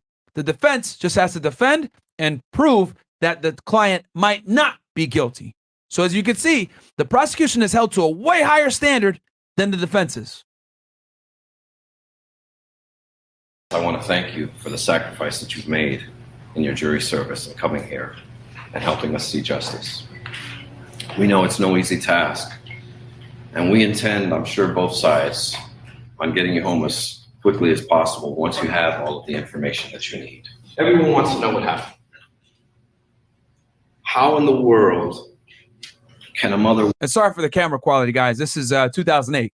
You know, it is what it is, right? I mean, Facebook was the thing. MySpace was the thing. People were using freaking Razor cell phones. What was the cell phone of the year that year? What was you that? remember? The cell phone of the year that year. It was probably a 28? Razor or a Sidekick. Do you know? No, how? No clue. No. What were you doing in 2008? I was in school. Like middle school? Yeah, primary school. Yeah, because you're 26, right? Mm-hmm. Yeah, you old as hell, bro. I was in high school. I was a senior in high school in 2008. Wait 30 days before... Oh, yeah, BlackBerry was hot, too. Thank you. Somebody said BlackBerry. Yeah, and the iPhone had just come out in 2008. The iPhone just came out. I remember it was iPhone 3 came out in 2008. And then, yeah, BlackBerry. Oh, I had an iPhone 3. Yeah. Reporting her. You had an iPhone 3 in Venezuela? Yeah, of course. How'd you have one in Venezuela? What do you think Venezuela is? You scamming people or what? What were you doing, bro? What are you doing? You scamming people? Yeah, see, guys. Yeah, look at that. Look at that. She was doing some stuff. She was robbing people or something. iPhones in Venezuela. Okay. What? It's insane. It's bizarre. Something's just not right about that. Well, the answer is actually relatively simple. She never was missing. Caylee Anthony died on June 16, 2008, when she drowned in her family's swimming pool. Bam, and there's their theory. The defense says the baby drowned in the pool. Well, the reason we're all here is because not of the commonality of this tragedy, but of the uniqueness of the family that it happened to. You will hear about ugly things, secret things, things that people don't speak about, things that Casey never spoke about. On June 16, 2008, after Kaylee died, Casey did what she's been doing all her life, or for most of it, hiding her pain, going into that dark corner and pretending that she does not live in the situation that she's living in. This family must keep its secrets quiet. And it all began when Casey was 8 years old and her father came into her room and began to touch her inappropriately. This child. Here we go. Let's go ahead and take away from this trial and divert it and bring y'all down. Imagination. Casey was abused by her father. She fell into the pool. Like, what does that have to do with anything? But okay. Who at 8 years old learned to lie immediately. She could be 13 years old, have her father's penis in her mouth, and then go to school and play with the other kids as if nothing ever happened. That will help. So they paint the dad as an abuser. Look at her doing the acting, crying. Oh, look at me. Oh my God, I'm the victim here. And that is why the defense says that she lies so much, because her father abused her, so she had to learn how to lie. Crazy, bro. Help you understand why no one knew that her child was dead. The trial would go on to last 6 weeks. And notice how that had nothing to do with the facts at hand or the case. Let's say it's true that her father abused her, okay? Let's say it's true that he was a terrible individual, etc. That still does not justify you lying to the police, purposely misleading them, not being able to account for where your daughter was for a month, etc. But this is what the defense does. Theories and imagination.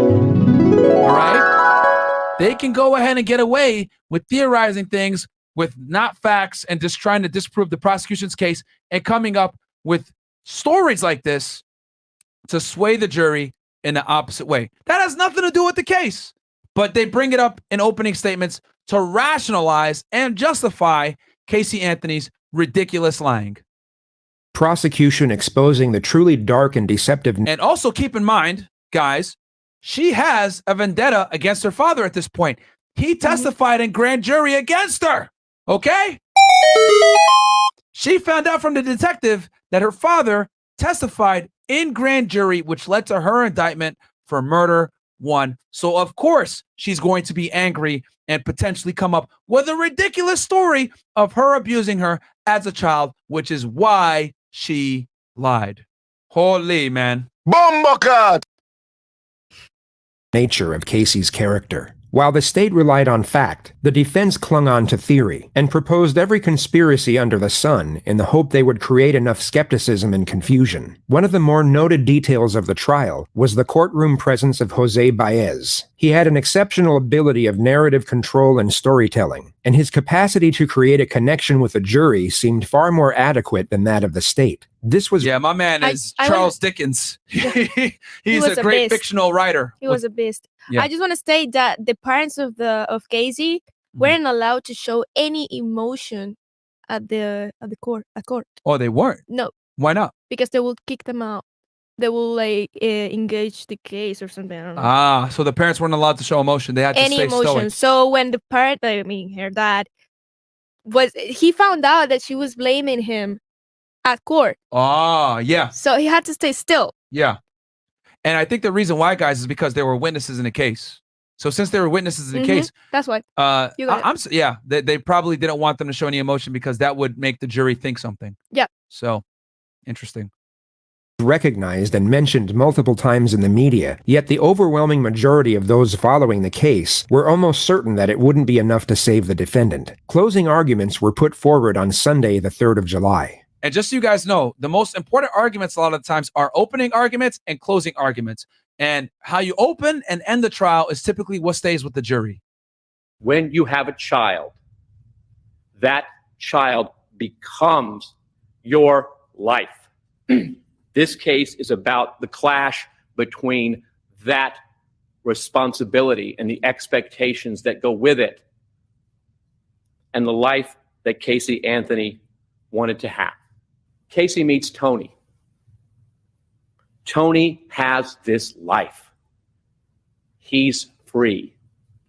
He's a club promoter. He's out there at club promoter. Yo, imagine killing your kid for a club, an aspiring DJ. Imagine killing your baby, a beautiful 3-year-old girl, for a club promoter and aspiring DJ. Yeah. Holy. Bombocard! This is called filicide, guys. Filicide. And she did this to have an idealized life. Yep. So she can go ahead and... She belongs to the streets. with the loud music and dancing, and it's a great free life.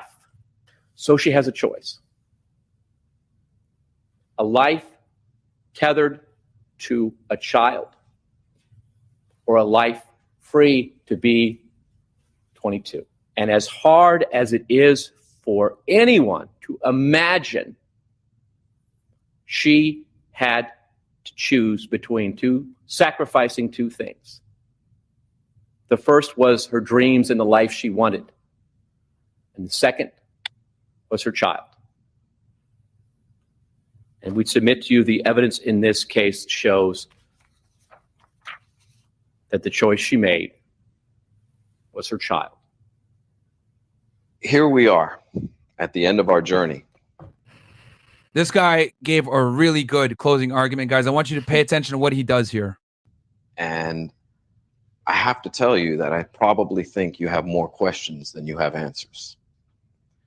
And if you recall at opening statements, the final thing that I told you, at the end of the day, when everything is said and done, the one question will never be answered. The key question in this case will never be answered.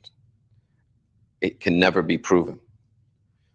And that is, how did Caylee die? I'm going to start with my biggest fear. And that's in his favor because the prosecution, right, wasn't able to conclusively have a smoking gun. They had a bunch of great circumstantial evidence, right, motive, etc., but they didn't have the smoking gun. And that's where the defense can come in and be like, whoa, well, they didn't prove it all the way. We don't know 100%. We know like 95%, but we don't know 100%. We're missing the 5%. We're missing that 5% trial, jury. Okay? Remember, that 5%. This is a woman. She's going to go ahead to jail for life. Her life is going to be on your hands. I'm going to tell you right up front what I fear may happen in this case. And I want to talk to you about it and explain why I feel that way. This case deals with so much emotion. I know that there were times where every single person in here felt something deep down inside. Your rules of deliberation, what the law is that this case must not be decided for or against anyone because you feel sorry for anyone or are angry at anyone. You'll notice that Mr. Baez locks the jury's focus on this while subtly concealing this. He presents the argument that the prosecution has purposely got the jury emotionally invested in the case in the hope it would push them towards a guilty verdict. Yet in this exact same statement, he himself is getting them emotionally invested for the exact opposite reason. While refuting the prosecution's supposed attempt to entice anger, he subtly attempts to evoke empathy. Say what you want about this attorney and the ethics of his conduct, but what you are about to witness is expertly done. Of this lawyer after this case. Yeah, absolutely. And what many believe to be what saved Caylee Anthony's life. And that's because, obviously, we want you to base your verdict on the evidence, not on emotion. And it's my biggest fear because it's such a difficult thing for you to push aside. Caylee Anthony was a beautiful, sweet, innocent child who died far too soon.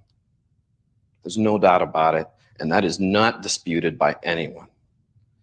But to parade her up here to invoke your emotion would be improper. It's improper under the law, and it's improper as to the rules of your deliberation.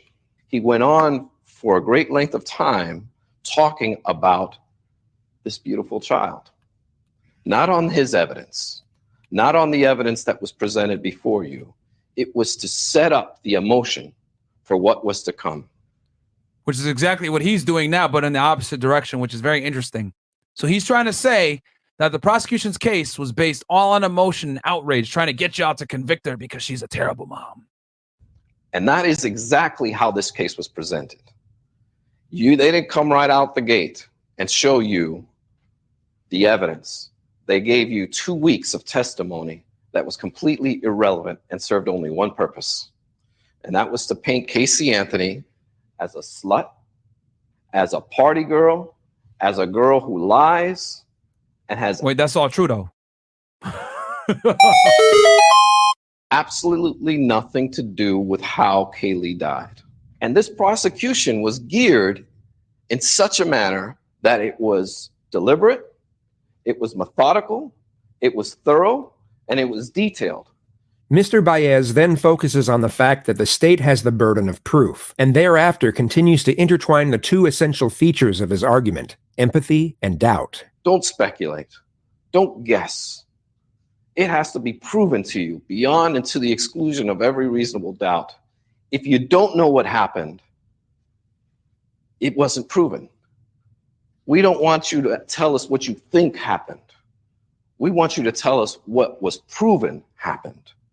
And that is what that is a great comment because, hey, what did the government actually prove in this case? It's not what you think. It's what was proven. And the evidence, guys, even though it was solid circumstantial evidence, they didn't have that smoking gun. They didn't. You know, the smell from the car, a cadaver dog was able to identify it as human remains, but they didn't find Caylee Anthony's DNA in the car. The masking tape, there was dispute between professionals whether the tape was on the face during when she was still alive or not. So there was holes, right, in the prosecution's case, even though minor, but that's all the defense had to do was exploit these small holes and create a little bit of doubt. And that's the difference here. Because you know what? We can go on and speculate all day long as to the different theories that were posed before you, as to the different possibilities. But the truth of the matter is it must be what was proven. What you know versus what you could prove are two different things, and he is correct here, which is terrible. You know what I mean? Because we all know that Caylee Anthony is a stupid 304 that killed her daughter so that she can go ahead and post on MySpace and be a, an early IG thought. But did the prosecution prove that she callously killed her daughter so she can go ahead and be a 304? That is the differences, my friend. There are no mysteries to solve here. There should be no mystery before you right now. If you have questions, then it was not proven. And that's as simple as it goes. Now, back to what I was saying with their initial setup, the way the case was presented, the first couple of weeks. You see, the strategy behind that is if you hate her, if you think she's a lying, no good slut, then you'll start to look at this evidence in a different light. You'll start to, oh, wait a minute. Maybe I'm seeing something that's not there. And start to actually discriminate against her rather than give her the standard that is afforded to each and every citizen in our country. And that is that the state, that the government come in here and prove their case beyond and to the exclusion of every reasonable doubt. But you can get away with that if we can get a jury to hate her. But you're here to fulfill an oath. You've labored tremendously over this journey. And we're going to ask you to render a verdict of not guilty on these charges because they simply were not proven. And that's what he's standing on. They were not proven. And they're simply not true. For the 9th Judicial Circuit in and for Here we go. Orange County, Florida. State of Florida versus Caylee Anthony. As to case number 2008 CF 15606-0. As to the charge of first-degree murder, verdict as to count 1, we, the jury, find the defendant not guilty, so say we all, dated at Orlando, Orange County, Florida, on this 5th day of July, 2011, signed foreperson. As to the charge of aggravated child abuse, verdict as to count 2, we, the jury, find the defendant not guilty, so say we all, dated at Orlando, Orange County, Florida, this 5th day of July, 2011, signed foreperson. Damn, bro.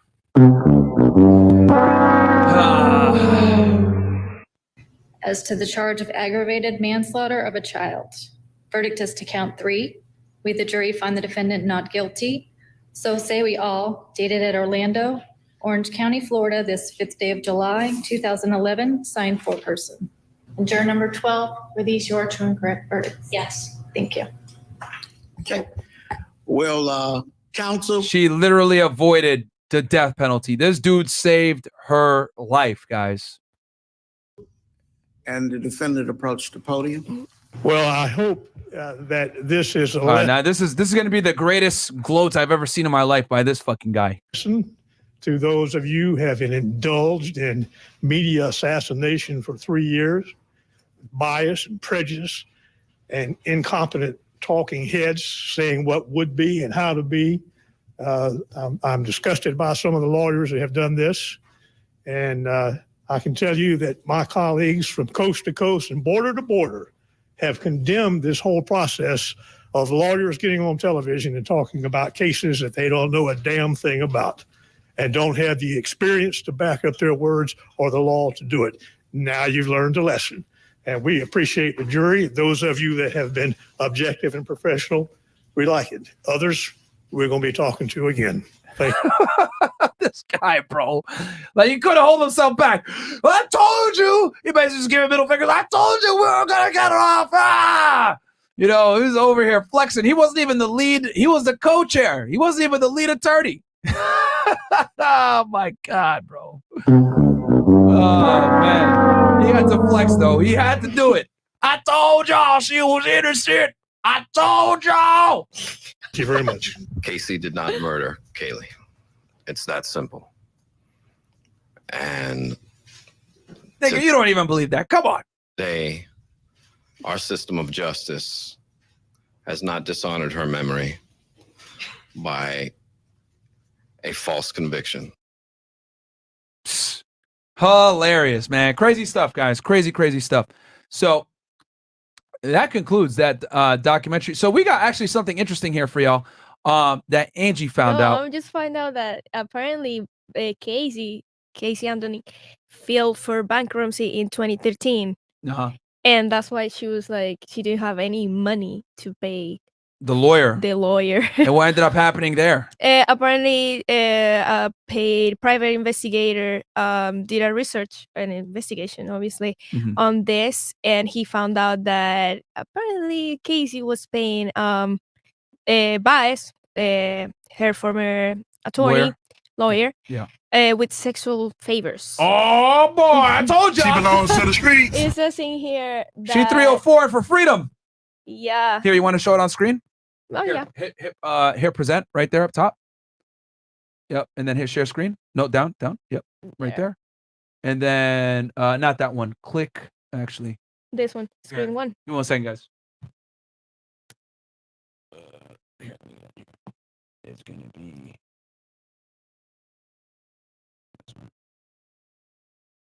Yeah. Okay. Go ahead. You can highlight it for the people where. Yeah, well, it says in here that apparently this private investigator heard what is Yeah, it? highlight it for them so they can see it.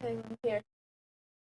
He heard Baez tell she owned him 3 blowjobs. Oh, can I Hold say on. that? Yeah, 3. Yeah, you can say it. It's fine. Well, let me enlarge it for y'all real quick. There you go. All right, now highlight it for them. Here.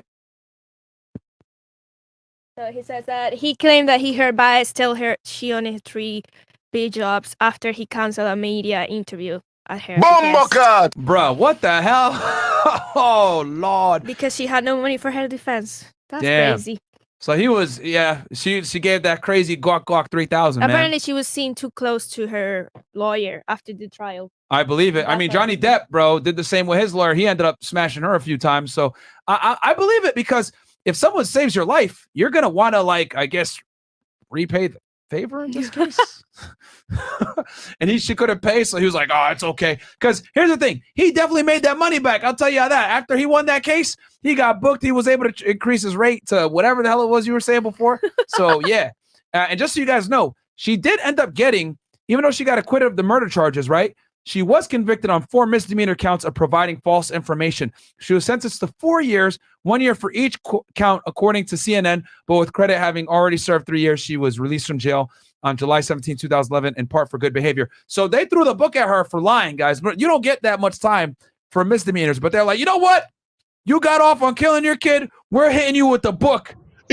As far as, these misdemeanors. Because remember, guys, a misdemeanor is a year or under. Anything over a year, 366 days or above, is considered a felony. So they hit her for a year for each of the lies. So they, Florida was like, hey man, we're gonna get our justice somehow. So they hit her with that. And hey man, at least she did some jail time. But yeah, guys, this is wild stuff. With all the lies, they will have hit her with like life sentence. Yeah, I know, with all those She lies, said a lot right? of lies. But they Yeah. probably were only able to use the lies that, like, they were able to, like, demonstrate, like, actually mess them up, like going to Universal Studios, like saying she knew employees. Fernandez Gonzalez. Yeah, exactly. The stuff that, like, actually made them waste time because they Makes had to, sense. like, prove Mhm. why the lie hurt the investigation. So, all right, cool. So I guess, guys, that is the Caylee Anthony case, man. We've been going for 3 hours here, man. Time flies when you're having fun, right? Angie, what do you want to tell the people? What are your thoughts on the situation? Final thoughts, whatever. Because I know we got cut off for a bit here. They Man. got what you said on Twitch, but they didn't get on YouTube. So if you want to summarize it back up, go Well, ahead. yeah, basically what I said is that, well, I actually want to highlight that George Anthony tried to suicide after, I don't know, I can't remember if it was after or... Oh, the father, George Anthony. Yeah. Okay. He tried to hurt him, commit suicide. Okay. Yeah. I think he was trying to jump off a balcony because he was Oh, wow. staying in a hotel. Oh, wow. Something like that, I read. Because he had a hard time while this happened, like Of course. the trial and all that stuff. But yeah, my conclusion is that this crazy girl just wanted to have some fun, and she didn't want to have any responsibilities. And apparently, her baby was just like her biggest, I don't know, object. I don't know. in her life to have this life. So she wanted to have the idolized life or the streets, however you call it. Yeah, the streets. And she killed her baby. That's for me. But yeah, hands down, she killed her baby and she got away with it, basically. No, it's definitely a wild. I'll read some of these super chats, by the way, as well, guys. Thank you guys for all the support. So we got here $10 from Long Ho. Yo, your guys' names are hilarious here. Let me put this up on screen. He goes, just donating. Shout out to you for everything, Myron. How much longer for Why Women Deserve Less, and will it be in big bookstores? Yeah, so it's going to be out on Amazon, guys, and I'm going to release it on audio. It's going to be out probably. It's done. I just sent it for to be put out in print, so we'll probably have it for you guys by February or March. So don't worry, it's going to be on Amazon. It's going to be on all platforms. Y'all will be able to get it, and I'll also have it on Audible. No, guys, it should be called Most Women, though. Most Women. Yeah, instead of Why Women, because you're including everyone there. Yeah, well, yeah. Fuck your feelings. Okay, Edward Bates. Who was the woman who lied on Emmett Till? That's a good question. Can you look that up real quick for the people, Angie? Woman, just type in Emmett Till accuser. I'm sure someone in the chat might have already put it. And thank you guys for sending in the super chats. I just didn't want to read them too much in the middle of the show, so I can, get through it because I knew this was going to be a long one. Shout out Fedit, the FNF episode of you debating the two fan missiles. He enjoyed the high IQ combo. Appreciate that, man. I know some of you guys got annoyed by that debate, but bro, whenever you bring these people on that think they're their intellects, you can't just sit there and get mad at them, be like, yo, shut up. No. You got to hear their points out so you can actually attack the points, not the person. So I'm okay with having these types of debates with people that think that they're super educated. You gotta battle these feminists with logic, man, because they always lose. They kept saying everything was a social construct when in reality it's not, dude. That's just not the way the world works.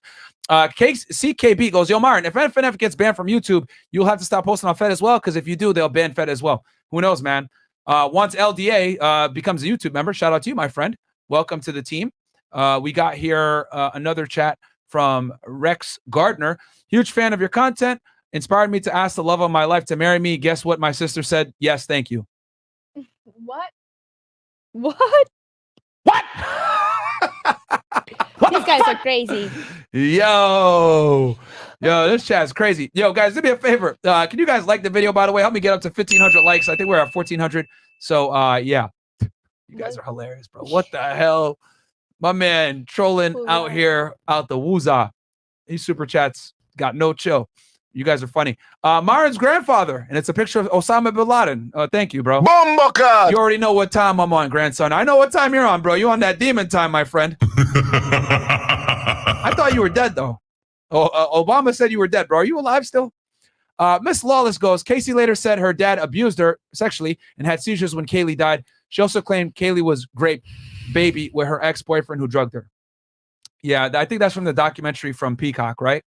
More than likely, where she gives her side, which you guys can go ahead and check out that documentary where they pretty much pin all of it on the father. But I mean, y'all saw his demeanor. I think that man is 1,000% innocent, and she just wanted to fight fire with fire, and she was mad that he testified against her in a grand jury, which is why she made that absurd lie up that she was assaulted by him. To those of you saying y'all need subtitles when the lady talks, what's wrong with y'all? Just F and listen. She's doing all her best. They're talking about you. What you got to say to people that say you need subtitles? Nothing. What can I say, man? Her English does suck, guys, so it's okay. Don't feel bad. I don't understand her either when I be talking to her. I'd be like, wait, what? It's something? What? Okay, let's see here. She's a good sport about it, though. What the fuck? I read a chapter of Why Women Deserve Less, and she got triggered. But she was like, this is interesting. Super Javi, $1. Thank you so much, Super Javi. I don't know if this is a troll account or not, but you look handsome with that hair. Maybe I'm not woke enough. Myron, are you going to do a pre-order for your book? I'm not going to do a pre-order, but I am going to sign the first 200 copies for y'all. Okay, guys, so don't worry. If you guys want to sign a copy, I'll sell it. MySpace was the move back in the day. Yeah, broke from the smoke. Yes, MySpace was back in the day. You could play your music and shit back in the day. Remember that? What was the song that was on your MySpace profile? My son? Yeah, what was your song? Oh, man, I don't want to say My song? It. My song? Yeah, what was it? Tell the people. What was your MySpace song back in the day? Me here. Yeah, go ahead. Probably a Jonas Brothers song. Jonas Brothers? Yeah. What was the name of the song from Jonas Brothers? Maybe SOS. SOS from Jonas Brothers? Yeah, probably. I've never heard that song, or maybe I have, but I just can't remember. But I know the chat's about to start roasting you. Yeah. James Burnett, thanks for the breakdown. Thank you, James. I appreciate it. Wait, is that the James Burnett that I used to know? Bro, you back alive again? Are you back here? Where you been at all this time, man? We haven't seen you in a long ass time. And then we got here 3 Diglets. That dude had black eyebrows, white hair, and a gray mustache. Yeah, I know. He used that just for men, if you know what I'm saying. Or in this case, just for chokes on his daughter. He said, "Get over here! Get over here! Where's my granddaughter?" He turned into Batman. "Where is she? Where is she? Casey? Where's Kaylee?" He probably smacked the shit out of her. Pathological liars should just not commit crimes. Facts. They always ruin things because they can't keep a straight story. Believe all women, right? Come on, man. I know, bro. I know. And then we got here Don Patron, Mexican nanny name generator. Yep. Okay. So I think we're caught up on all the chats. Did they make fun of her song? Yes, they did. They're making fun of your song. Myron, good to hear from Fede again. Are you going to get Greg Doucette on FNF? You guys were talking about that.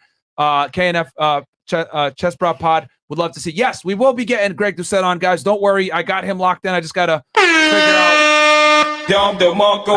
out the day I got to talk with these people. As you guys know, we're in YouTube jail for a week, so I couldn't really, you know what I mean? Adam Russell, 39, super sticker, $10. I appreciate that. Someone in here said, "Allah Akbar." Shout out to you, my friend. Allah Akbar! We'll get the rocks on Casey, man, because what she did was very haram. But yeah, all right, cool. Angie, anything you want to you want to drop your Instagram for the people real quick and where they can find you? You want me to type it here because I don't know. Should I say it? Spell it? Spell it out for them, and then I could type it in. So it's SOANGELICAA.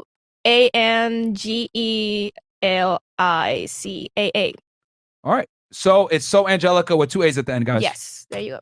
There you go. And I put it in there for y'all, so you guys can go ahead and send a dick pic to her. Please don't. No. All right. Hey, guys. Hope you guys enjoyed that video, man. We'll be back with Fresh and Fit tomorrow, 7 p.m. We're going to have Charleston White. We got a lot of heat planned for y'all. I'm going to go ahead and schedule the Greg Doucette interview. Thank you for bringing that up. And I will definitely hit up his team. Like y'all know, we were in the YouTube jail for a week. Guys, like the video so it could go up in the algorithm. Share this one with a friend because, as you guys know, when you're banned for YouTube for a week, you can't you can't post. It, messes with the algo and all that other crap. So subscribe below. Subscribe, like the video. Comment below what you guys thought about the case and the breakdown of Caylee Anthony. Was she guilty? Was she not? And yeah, man. Check me out also at Fed1811 on Anchor. It was and then so much fun. Yeah, and Angie, how you enjoy? Shout out to Angie, by the way, for helping out. She did a bunch of research on this. Fun. It was really fun. Thank you for having me. I think they like you probably the most of a lot of the other ladies that I brought on the show because they don't really study or know too much. Well, and you some of them are bring dumb. dumb, crazy girls here. That's true, but they're hot. So, it is what it is. It's the internet. But other than that, guys, love y'all. I'll catch you guys on the next episode of Fed It. I'll catch you guys back here tomorrow for Fresh and Fit at 7 p.m. We're going to go get some food. Peace. Love y'all, man. Thank you so much for the support. I was a special agent with Homeland Security Investigations, okay, guys? HSI. The cases that I did mostly were human smuggling and drug trafficking.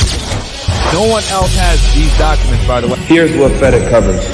Dr. Lafredo confirmed lacerations due to